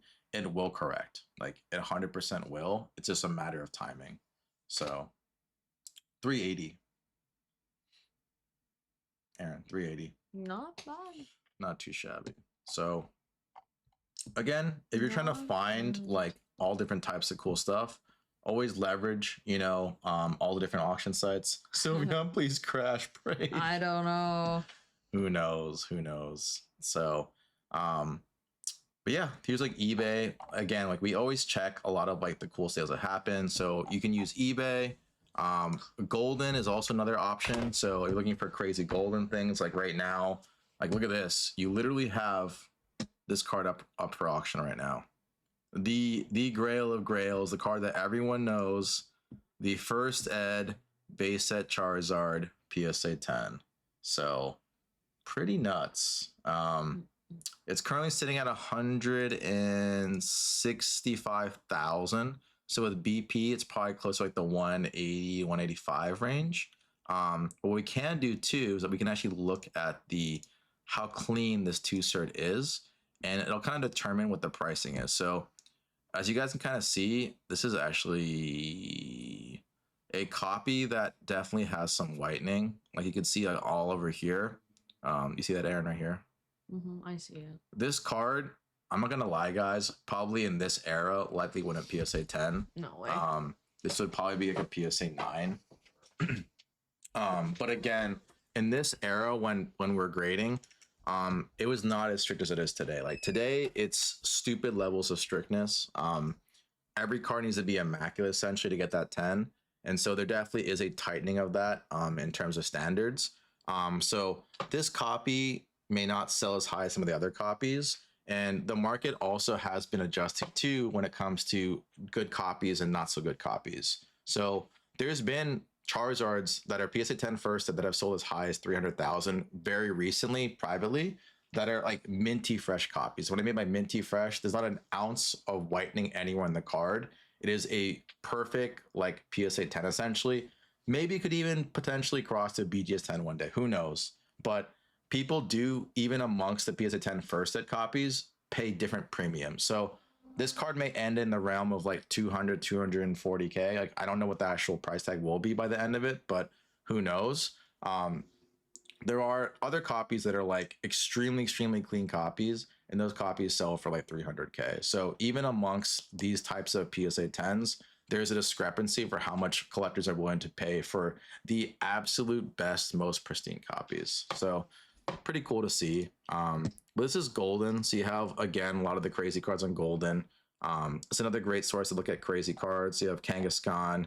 You even have the snap cards. So if you guys are unfamiliar with the snap cards, these are like the cards used in Pokemon Snap and were extremely hard to acquire. I believe there were 20 copies of each, so heavily desirable. Cards are also almost impossible to obtain. So to ever see any of these in the wild, it's like really a treat. And you can see here, even a PSA 7 is going for like 10.5K. So pretty crazy to see here. And that's the Gyarados. They have the other ones like the coughing. This one's actually pretty funny. If you guys have seen this, this is the Pikachu. Aaron will love this actually. I saw that. Yeah. The Pikachu is like basically the new Cheetozard. So this is the new one that came up, shaped in the shape of a Pikachu. And this one is going for $27.50 right now. So pretty crazy that People are putting this at 2750 already, and it'll be higher. It'll definitely end higher for sure. Um, people want to get this Pikachu shaped Cheeto. I feel you can just create them. Right? Honestly, point? you probably could. So pretty crazy. And then these are some vintage boxes. So like Green Wing Charizard boxes, Hold on Phantoms where you can pull gold stars out of. So you can get the Mewtwo, Pika, and the Gyarados out of this box. Oh snap. You have a first ed unopened blister Charizard. Pretty nice. You got again a bunch of base sets, Blastoise, some black labels. This card is crazy. What the hell? So this is the other big Charizard card that people always want to collect, which is the Skyridge Charizard. This card is already going for an insane price tag right now, which is already at 18,050. Huh? Deny. Oh yeah. It's already at 18,050, and this is not even including BP. So with BP, it's actually at 22,875. Sometimes, but Sometimes. not very rarely. Yeah. It's not very often, largely because like alt or just Weiss in general doesn't have enough like public sales or people to want to auction them, unfortunately. So they always end up being private. But hopefully that changes in the future. I'd love to see like more cards getting auctioned, like some of the more modern stuff. So you know, it is very interesting for sure. So, but yeah, this is like golden, and then you obviously have some like heritage stuff too. Oops. You have like heritage, so you can look up. Oh, got our boy. We got our boy Aria.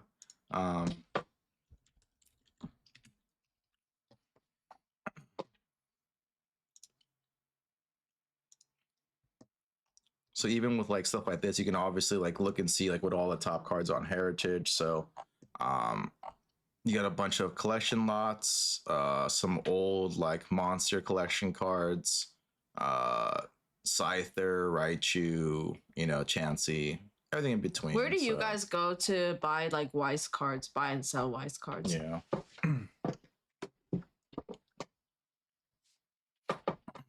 I think that's the thing that Wise is missing. It's like a nice like commonplace except for Facebook. Yeah. And then I'd say the last place too to check is Fanatics. So Facebook, Discord. Yeah. Anywhere that has the best prices. That makes sense. Yeah. You just got, I feel like with Weiss, you have to look around so much. And then eBay is such a gamble. Yeah. So, but yeah, these are all the different sites that we use. So again, we go and kind of oscillate between eBay, Golden, Alts, Heritage, and then Fanatics Collect. So if you guys are looking to pick up like slabs or sealed product or anything in between, we basically kind of circulate between like all these different types of sites, and they all have you know, great cards to pick up. Sometimes they even have crazy steals. Like there's certain cards that like go under the radar that people just don't really look at because they're eyeing something else that's like higher up on their priority list.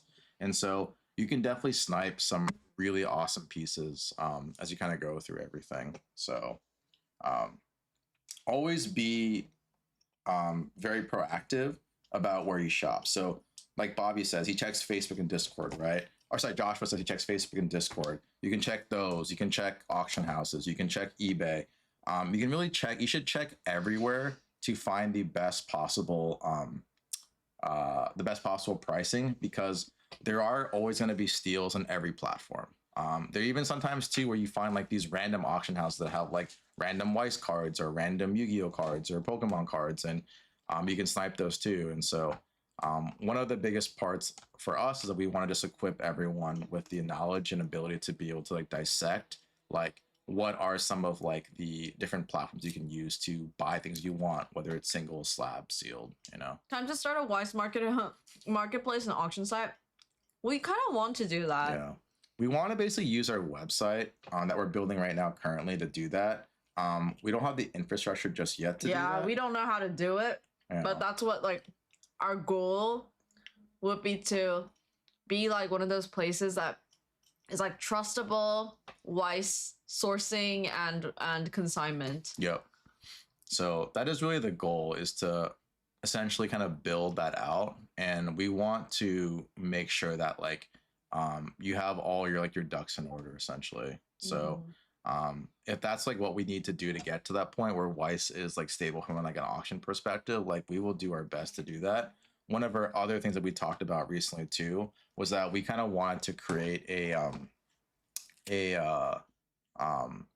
more content regarding like just Weiss in general. And so we have been really busy with doing a billion different things, but one of our goals is to actually start to create more content regarding like where different cards come from, why certain cards are like, you know, more valuable than others, like what is the significance story wise behind certain types of cards. And so we think that that's super important, so that people can like make educated you know um, decisions regarding why they purchase certain things. And so that's sort of one of our goals, is to re-jumpstart a lot of the reels that we do like educationally on that as well. So it's definitely a lot of work in progress, and there's so many things going on, but we really wanted to like, you know, keep that as a focal point. So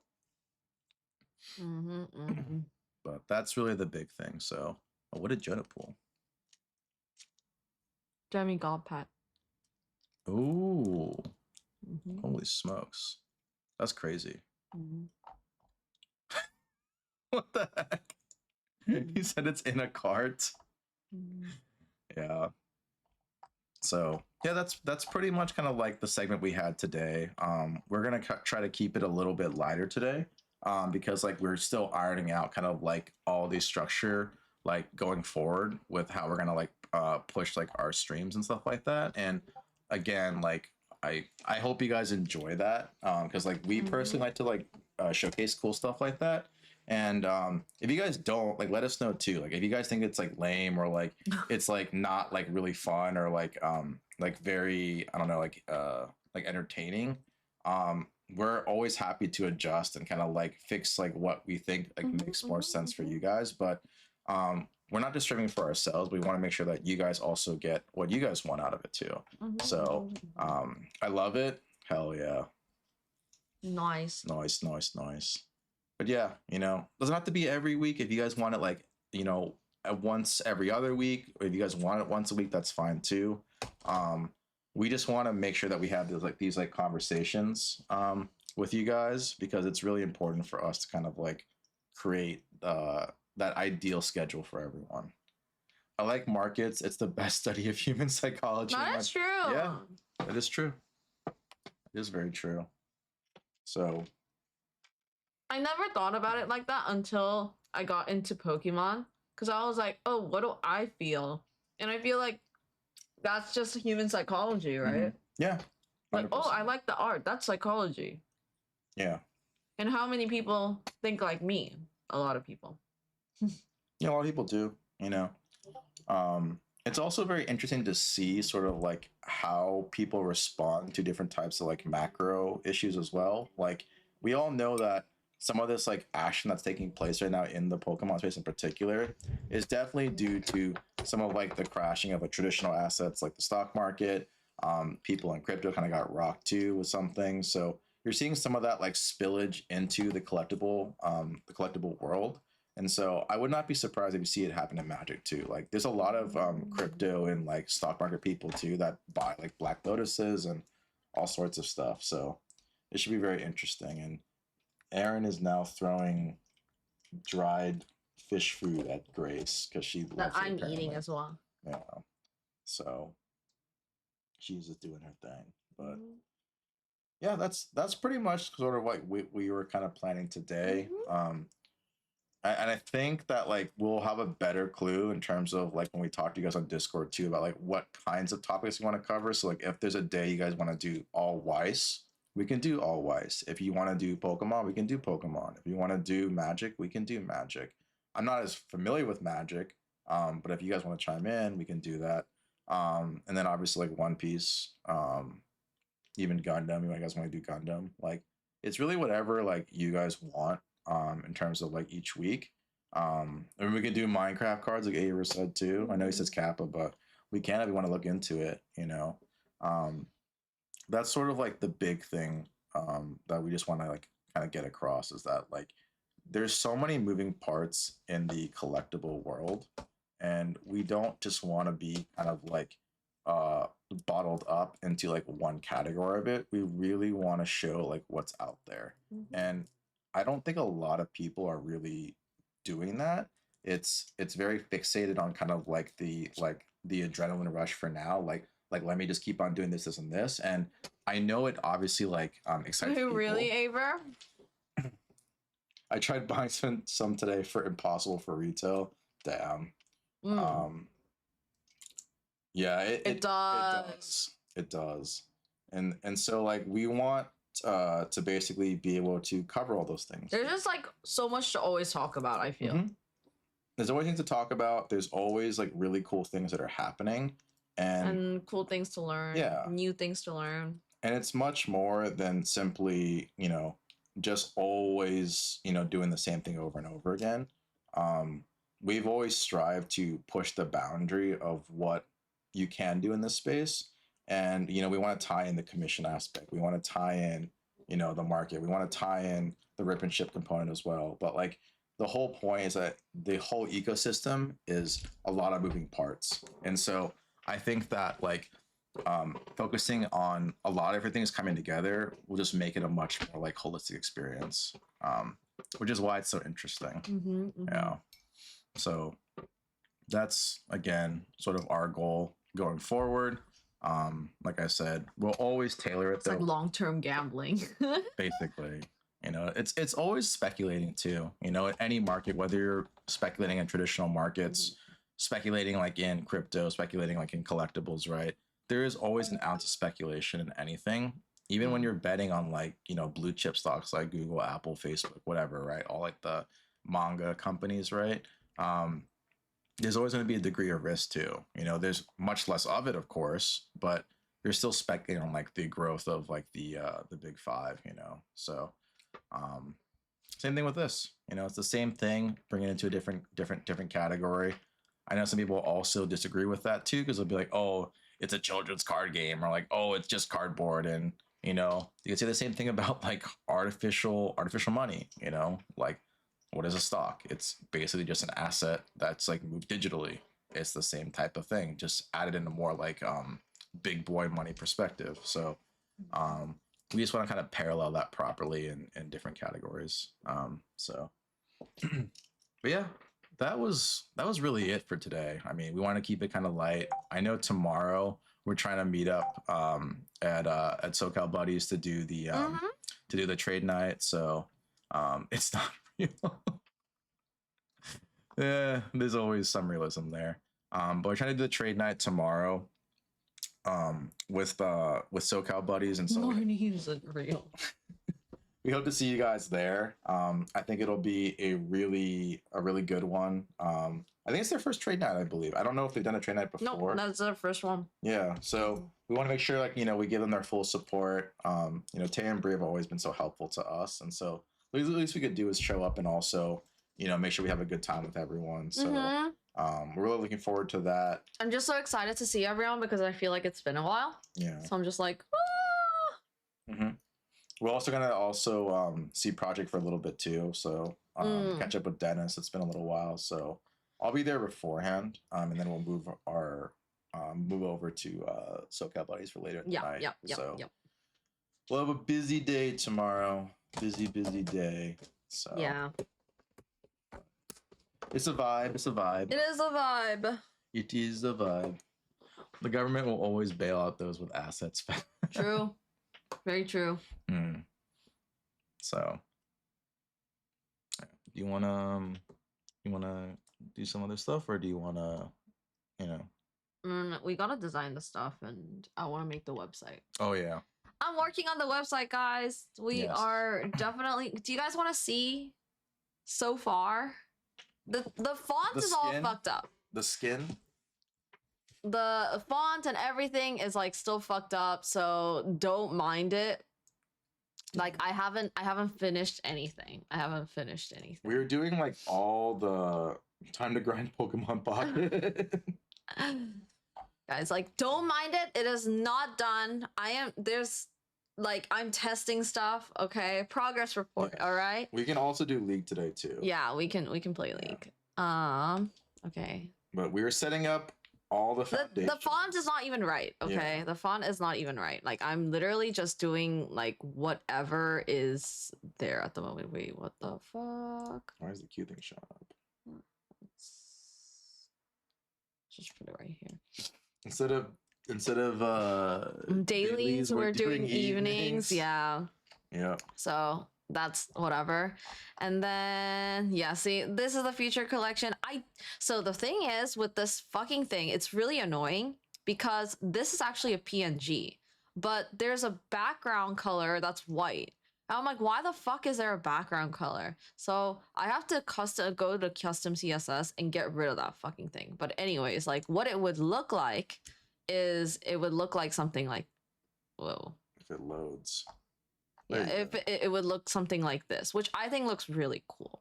Yeah. But that's kind of like what I want to try doing on a lot of this stuff and just really fix all of our whatever. Yeah. So V1, it's going to be like the shop. Yeah, it's just going to be shop. A really pretty design shop. And then not really pretty. Okay, well, pretty design shop. Yeah. And then we're gonna move towards eventually having like a consignment section as well. Yeah, we're gonna have a consignment section. We'll have the consignment, and then eventually we're actually gonna probably try to do some like when we do like more educational reels, we'll try to actually have like blog content that supports some of those like reels as well. So our goal is gonna be like a place where you can go for consignment, you know, entertainment, as well as like learning on the blog and stuff like that. So again, it's that full frontal experience. And then I think that when I'm a little more used to designing these, oh my god, it's like lagging right now. Yeah, when I'm a little more used to designing these like websites and stuff, I think I might actually open up services to design stuff for people. And then also I photography too. Yeah, doing photography as well. So yeah, girls hustling. Believe it or not, one of our things that we used to do in the past was that Aaron used to do a lot of high-end photography for people's crazy collection pieces. So we kind of wanted to bring that back again. Because a lot of people are like, oh, Aaron, can we do this like photos again? And for a while, we were like stupid busy. Like it just wasn't possible. But now like, you know, we want to make sure that we have all that stuff covered. Yeah. So Aaron can like showcase all these like all of these photography guys. We were the first ones who did the whole like this whole like reflection thing. Everyone's doing it now. Everyone's copying us. Whatever. Yeah. Look at all the old ones, the old photos. Yeah, like all this. Like this. So the reason why I always like slant it is because like I know that no one else can do that for now. But like I slanted those. I took this photo too. This is all asanas. So like Renaga sees this later, he'd probably love that. That's like literally that's like one of the holy grail asana collections. And then she has like some of the craziest asana stuff. Like I also used to make reels for people too. This was ours, but you just need green gloves, right? What? No. He's because you're holding it right, and then you like and you edit out the hand basically. No. That is not what I do. We don't use green gloves. But I used to make videos for people too. We took photos of this too. I'm still not really happy about these. I wish I had more time to do better ones. But this is my favorite, probably one of my favorites. It's all the ghost rares put together. We like the Stardust one, right? The one right above. This one is probably one of my other favorites. Oh yeah, one of our Bunny Girl sealed grails, the trial deck displays. So you rarely ever see that. Oh, this one gave me a fucking hard time. Oh yeah. Oh, I was like. So it's magic then, says Peacemaker. Yeah, and then this one is like my favorite. This one is the one that everyone always remembers because Gengar Gang is one of we took it for Gengar Gang. He's one of like the most awesome collectors in the entire space when it comes to like black labels. Like he's probably one of the best in the world. When we take this picture, everyone was asking like how this was done because on his page, like people were just going crazy. Yeah. People are just going absolutely nuts just seeing like all the black labels together, and then they're asking like who took this for you, and then he would always tell them like, hey, like we took it for them. Yeah. So it was an honor that he shipped all these cards to us. We took it and we shipped it all back. I was actually kind of worried when I shipped it back because it's like that stuff is so expensive. Like to have all that stuff all in one place like that, stupid insane. Like stupid This is insane one to of have it my all in one favorites place. too. So Diamond and Pearl. I love the layout of this. Like, I want to do something like this again. Yeah. I just want to get more creative with stuff like this. Mm-hmm. Yeah, it's very risky. So a lot of people like if they're in like a lot of people send their collections to us for photography. Like they're in like very no very joke. high end Yeah. stuff. Yeah. But like we're very honored that they actually trust us with all that stuff too, Yeah. because like it's not easy to just ship out like, you know, a 5-figure item.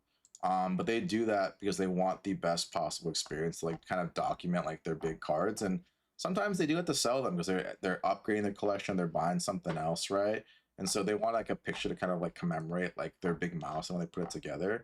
And so we do that for them too. Yeah, know? that was another thing is like the reason why I started taking a lot of these photos was because it meant so much to us like as collectors, and then a lot of your collections like come and go, and as it comes and goes like you kind of want to keep some, you know, as a memory. And I think that IG feeds is like perfect for stuff like this. Like the DMG right there, if you go click on that one, this is one of like when we did this card, we had to cover the serial number. This was like one of the craziest cards that we've ever done at that time, because we've never before this like really touched like photographing like big like 6-figure cards, and this is the very first time we actually had the chance to do it.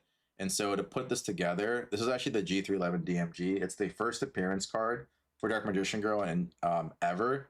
It is like I think there's only like 420 copies in the world, and at that time there's only 3 PSA 10s. So like to have like the opportunity to be able to like photograph like that particular card. And this was the trade. Yeah, that was the trade for a bunch of crazy Weiss trophy grails. To be able to like photograph like that card was just like an honor. An honor. And like people were talking about that like nonstop because it was just a crazy card to acquire. And it got a lot of hate in like the Yu-Gi-Oh community because they were like, oh, why they didn't get Weiss. Yeah, they were like, oh, Weiss is not that and that is not equivalent kind of thing. Yeah, but it's funny because a lot of like the Weiss cards were like more. Oh yeah, I built the sandcastle right here. Yeah, Aaron built that sandcastle. So I put a lot of love into these. Yeah, like we've been able to move some crazy stuff, like the Lily right there too. Oh, the Crash Bandicoot. Yeah, the Lily right there, like that card, and its absolute peak. We didn't sell it for our friend at its absolute peak, but its absolute peak it hit like I think like close to like 90 to 100K. That was like moved close to like in like the mid like 5-figure range, but like again, this is Diza's. Yeah, that's Diza's Lugia.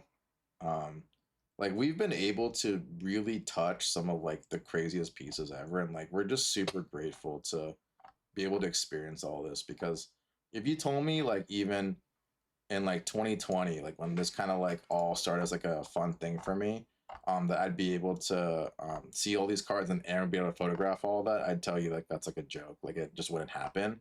And you know, we started off with like simple things. This is still one of my favorites. Yeah, that's like one of that's actually our first post ever. Yeah. So yeah, we did a lot of like cool stuff. Thank you, Aver. But if you go back to the thing, one of the cards we first started with actually grading was that card, the Black Rose.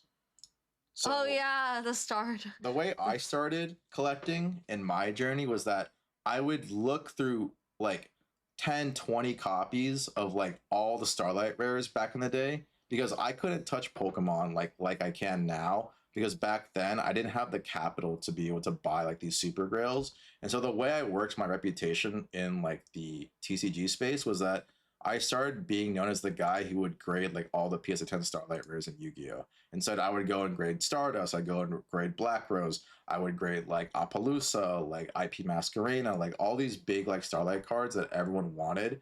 I would grade them in PSA 10. And for me, that was like the way I learned how to grade properly in the first place. And then that's actually how I met Dennis at Project, because they were always like, so kind with helping us with like submissions and stuff like that. And eventually that Yu-Gi-Oh like that the Yu-Gi-Oh collecting eventually led into like Weiss, because at one point when I kind of collected what I wanted in Yu-Gi-Oh, I was like, okay, what's next? And that's when I found Weiss, and that's sort of where we really catapulted kind of like our brand when we moved into the Weiss category. And so Yu-Gi-Oh will always have a deep place for us because that's where we started. But it's crazy that we January 27, 2022. So it's crazy that we started there and then moved our way into like other categories. It's been 3 years. Yeah, and since then it's been crazy because we do all sorts of things from Weiss, Yu-Gi-Oh, One Piece, Pokemon, like everything you can name it, right? So it's been a really fun journey for sure. And we don't really share that too often, like on Twitch, unfortunately. Like I know we should probably do it more often, but that's sort of like our backstory of like how we got involved in, like I said, we've collected and helped so many collectors in so many different ways. And, they've been so helpful to us to get us to where we want to get to. So like now, like our personal goals is for you guys to be able to help grow your collections. This one. Yeah, this is like an incredible moment too. Way back when we worked with the Yu-Gi-Oh tournament with Keem, we had like Saikuno and Blau and Leslie and like Mi Young and all our homies. You got Rhyme and Kayla in the back. Like it was just such a great experience. You got Box too. Like it's like moments like these like really pushed us to like continue to push the envelope as well. And like we're just so grateful for like what TCG and like collectibles has done for us. And so it's our way of sort of kind of like giving back and being able to get you guys to where you guys want to get to. CT is to blame for me spending my first over $1,000. Wait, really? Card? Is that actually true? Which one?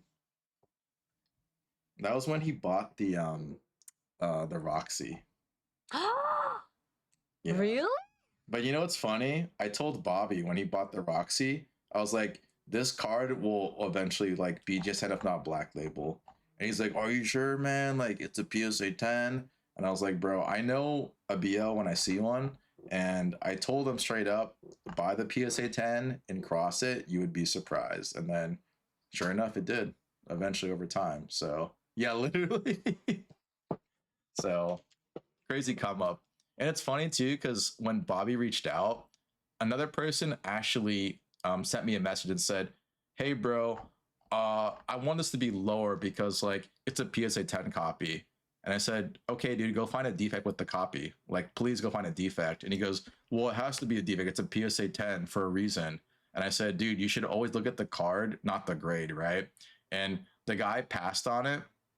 And when Bobby got it, right, I told Bobby straight up, like, I really want this to hit so bad because I want to prove a point too. And then when Bobby hit the BL on that card, I was so happy because the other person that initially, asked for it, so mad, like so mad. So I was like, that's where like, you shouldn't always like judge a book by its cover. Like just because it's in a PSA 10 slab as Weiss does not mean that it's not minty. Some people just don't care about getting a BGS 10 or a Black Label. They just want to submit the PSA, call it a day. It's easier. It's more efficient. Like people just don't care sometimes. And so you got to always look at the card, not just like what the grade it is, and then sure enough, like, bada bing, bada boom. So, but yeah, I think it's a pretty good time to end the stream here. Yeah.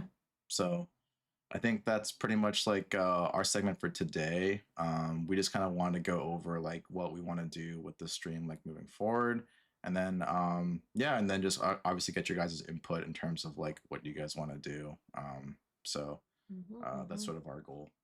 But yeah, I hope you guys enjoyed that. And again, if you guys didn't, just be honest with us. Tell us that we didn't like it, or like it wasn't fun. That's okay. Oh my god. Like it's okay. Like we want to like get like everyone's like honest opinions and like really like break down like what we think is most important for our community. So we did. That's fine. I appreciate it. Cards can be misgraded. Great tip. Ooh. Yes. Cards can definitely be misgraded. Tokyo Card Shopping. Ooh, Team J-Love. Rocket live from Japan. We can definitely. That rate sounds J-Love. fun. Yeah, we can definitely rate J-Love. I mean, J-Love's a big Japanese collector, so, and I think you guys would probably enjoy seeing like the Japan trip he's on currently. So we're down to do that. You want to rate J-Love? Yeah. All right. All right, guys. Let's play a little bit of League later, for sure. But yeah, I think that is it. Thank you so much for coming today. Let me just raid. Okay, J-Love. What time's later? What time's later? Like 30 minutes. 30 minutes? Right? I don't know. Yeah, 30 minutes. Okay. You can probably do it in 30 minutes. I'll then, probably so. just play 2 games. And then I'm gonna eat or something. Looking at all the figurines. All right. I'll be Thank you, guys. nice. Thank you. But I hope you guys enjoy his stream. I think this is really cool. I think this is what I wanted to do in Chicago. Walk around and go to like card shops and stuff. Yeah. But that's fine. Anyways, thank you so much again. And we'll see you next Maybe tomorrow. Maybe. So if we can stream tomorrow, we'll stream it tomorrow. Yeah. So. If not, then we're just gonna leave it as is. Yeah. GG's. Later. Bye. Bye. Have fun. Bye.